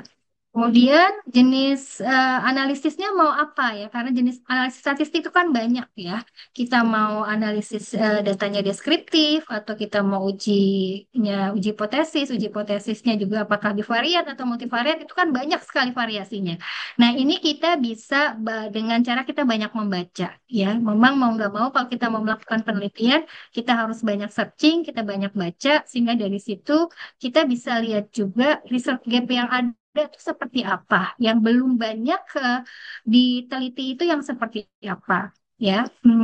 Kalau di jurnal Health Promotion dan Community Engagement ini, karena memang eh, kita juga baru 3 tahun gitu ya, maka memang kita di dalam proses seleksinya mungkin tidak seperti jurnal-jurnal yang sudah punya waiting list artikel itu sudah sangat banyak gitu ya.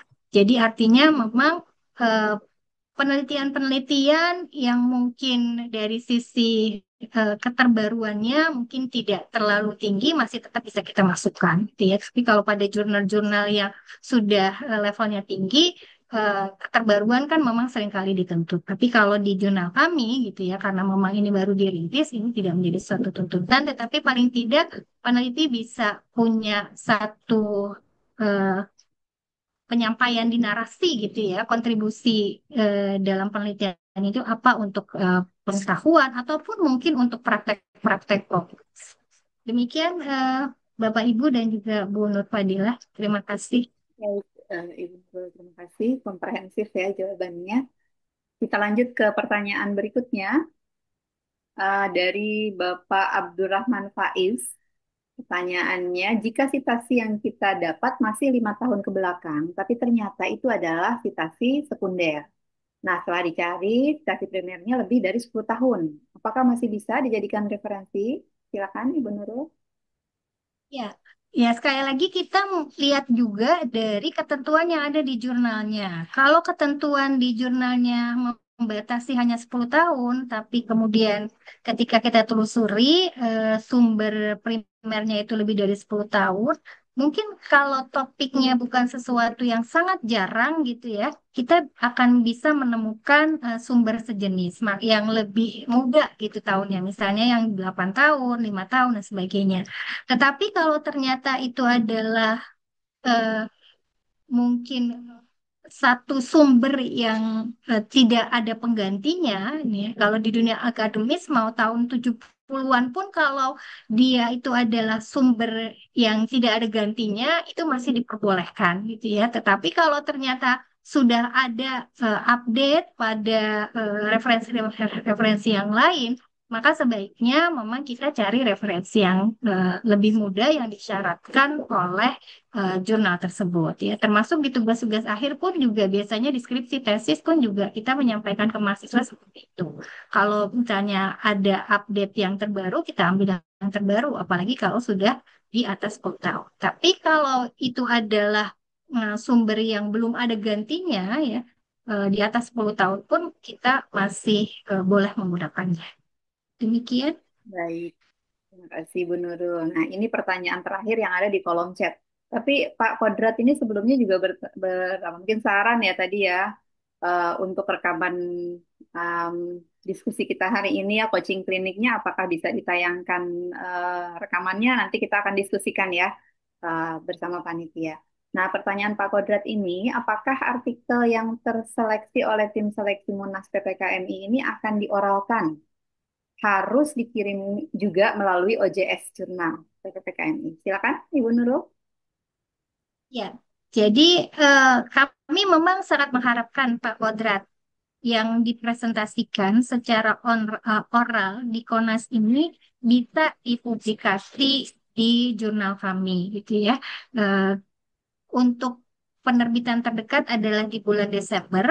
Ya, nanti karena kita juga punya keterbatasan ada 8, maka kami berharap memang dari 8 itu ada yang memang asalnya dari hasil Konas. Kalaupun mungkin karena jumlah kami terbatas hanya 8 paper atau 8 artikel, maka nanti akan kami terbitkan di terbitan di bulan Juli yang akan datang gitu ya. Kami memang berharap bahwa hasil-hasil Konas ini akan bisa menjadi artikel-artikel yang diterbitkan di jurnal kami. Demikian Pak Kodrat.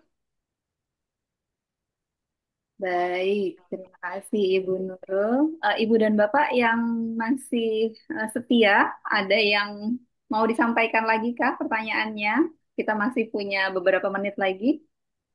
Ibu mohon izin, Silakan, Ibu diajak. boleh bertanya?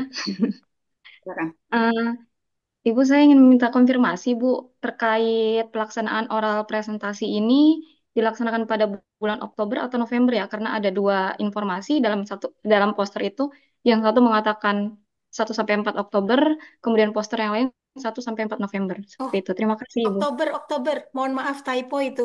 Di apa ya yang di itu di IG ya?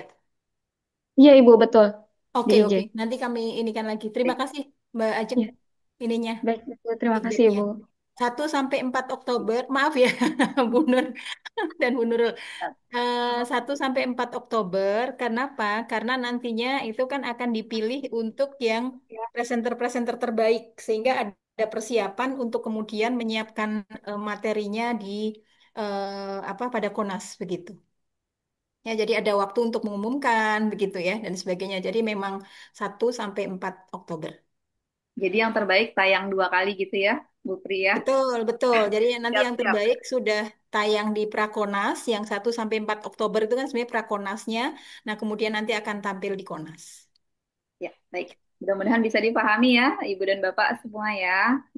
Dan bisa lebih siap lagi nih menghadapi Konasnya ya, dengan Prakonas ini. Baik, apakah masih ada lagi Ibu dan Bapak? Ini silakan dimanfaatkan ya. Tadi saya juga mengingatkan lagi, boleh loh berkolaborasi dengan akademisi nih banyak banget ya. Dengan senang hati nih ada Bu Nurul, ada saya, ada Bu Pri, ada yang lainnya juga. Nanti boleh japri-japrian juga ya, Bu Nurul ya. Bu Boleh. Pri. Boleh juga. Baik. Ini masih ada lagi di chat room. Nah, pertanyaannya, presentasinya oral, yang presentasi oral apakah offline atau online? Mau Silakan. dijawab Bu Nurul silahkan. Kan semuanya udah tahu. Udah tahu ya. Iya. Ya, ini insya Allah akan dipresentasikan semuanya secara online. Ya, nanti akan dibagi di room-room tertentu dengan moderator yang memang sudah ditugaskan di setiap. Ya, jadi kalau untuk yang prakonasnya itu online, tetapi nanti untuk konasnya itu kan kita hybrid ya. Kita kan di Jakarta ya. Ya, seperti itu. Jadi mudah-mudahan berkesempatan ya nanti yang terbaik bisa offline. Jadi boleh boleh muncul apa diharapkan kehadirannya eh, secara langsung gitu ya biar bisa tatap muka.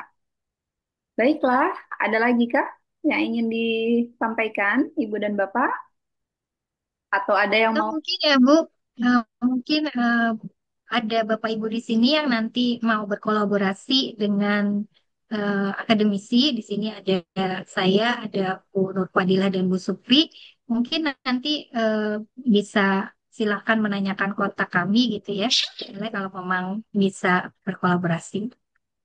baik atau nanti kita share aja CV-nya ya, CV para akademisi. Boleh. Karena kan Boleh bidangnya mungkin khusus beda-beda. beda-beda ya Bu Nah, ya. Ya, betul. ya. Dan boleh juga ditelusuri di mungkin nanti ada sosmednya para akademisi nih, ada di IG mungkin, ada yang punya YouTube juga, boleh ditelusuri ya. Kita nanti berbagi apa dan berkolaborasi. Nih siap. Baik, saya kira em, cukup ya kita cukupkan sampai di sini. Walaupun masih ada waktu, Iya. kita nanti akan teruskan di sesi berikutnya. Dan sementara itu juga feel free jika ingin berhubungan langsung ya, boleh japri, boleh DM. Ini siapa dimaksudnya nih? Tanpa batas. Siapa sih Bu Widi itu siapa ya? Ini dari Kulon Progo atau Mbak Dia? Yang mau kolaborasi nih. Oke. Buat KP, Bu, Ah, oke. Bu Siti Widya.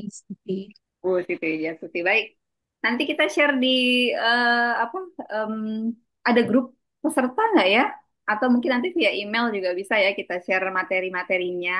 Kemudian mudah-mudahan rekamannya, kalau sekarang sih saya sudah rekam di laptop sementara ya. Nanti mudah-mudahan bisa ditayangkan di YouTube. Baik, saya kira demikian Ibu dan Bapak. Terima kasih banyak atas antusiasme yang luar biasa, kemudian eh, inspiring speaker yang apa sudah tidak diragukan lagi ya. Kita akan apa mendapatkan banyak sekali masukan ya, daging semua nih isinya. Mudah-mudahan makin melengkapi ya, menyempurnakan apa yang akan kita tulis nantinya di manuskrip sampai final.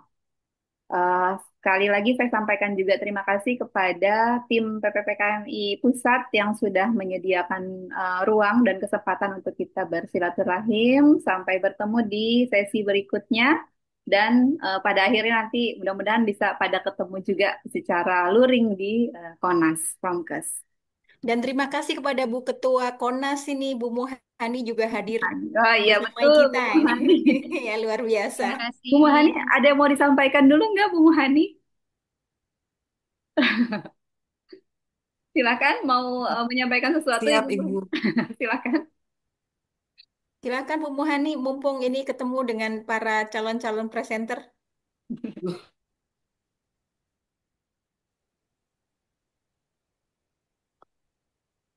Oke, belum keluar suaranya Ibu Muhani.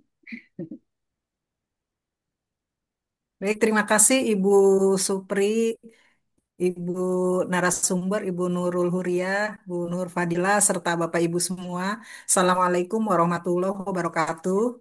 Waalaikumsalam warahmatullahi wabarakatuh. Selamat pagi, salam sejahtera buat kita semua. Salam prongkes, jalan sehat, makan sehat, dan pikir sehat. Waduh, ini sebenarnya saya apa mau menyimak aja nih, tapi Alhamdulillah pada kesempatan yang berharga ini, khususnya tentunya pertama kita panjatkan puji syukur kehadirat Allah atas perkenannya kita semua bisa mengikuti kegiatan coaching klinik pada hari ini. Saya menyampaikan terima kasih kepada Ibu Supri selaku Ketua Bidang Koordinator Bidang Ilmiah. Kemudian juga terima kasih kepada Ibu Nurul Huria. Saya juga alumni FKM UI, Bu, S1 dan S2. Cuman S3-nya agak sedikit melenceng ya ke IPDN. Bapak Ibu peserta, tentunya saya menyampaikan apresiasi dan penghargaan yang luar biasa atas kontribusinya, atas partisipasinya di dalam acara Prakonas ini. Nah, tadi sudah dengan sangat komprehensif dan luar biasa yang disampaikan Bu Nurul Huria. Saya jadi belajar lagi nih, Bu. Jadi apa lebih tambah lagi apa ilmunya dan jadi ada minat juga nih. Apalagi tadi disampaikan bisa nanya ChatGPT kan dengan ilmu ini. Jadi mungkin mudah-mudahan ya kita semua bisa terus ya melakukan apa karya-karya ilmiah dan juga untuk di PPKMI apa sudah ada wadahnya seperti tadi disampaikan. Dan alhamdulillah juga tadi ini apa sekalian submit ya Bu Supri ya. Jadi karena memang pada Konas yang lalu ada kendalanya yaitu setelah penulisan itu ada yang tidak berhasil submit. Alhamdulillah ini semuanya proses sampai dengan akhir. Jadi mungkin demikian yang bisa saya sampaikan Bu Supri dan Bapak Ibu semua. Sekali lagi apresiasi dan terima kasih. Nanti kita berlanjut ketemu di event berikutnya. Alhamdulillah sudah selesai berjalan lancar dan sangat produktif pada hari ini. Terima kasih. Wassalamualaikum warahmatullahi wabarakatuh. Salam sehat. Waalaikumsalam. Salam sehat, makan sehat, jalan sehat, pikir sehat. Oke, baik. Terima kasih sekali lagi dan saya juga mohon maaf apabila ada yang kurang berkenan ya pada Ibu dan Bapak. Kita akan bertemu lagi. eh, Mudah-mudahan sehat selalu ya. Dengan apa? Jangan lupa bahagia juga. Baik, saya akhiri. Assalamualaikum warahmatullahi wabarakatuh. Waalaikumsalam Waalaikumsalam warahmatullahi warahmatullahi wabarakatuh. wabarakatuh. Terima Terima kasih kasih. banyak.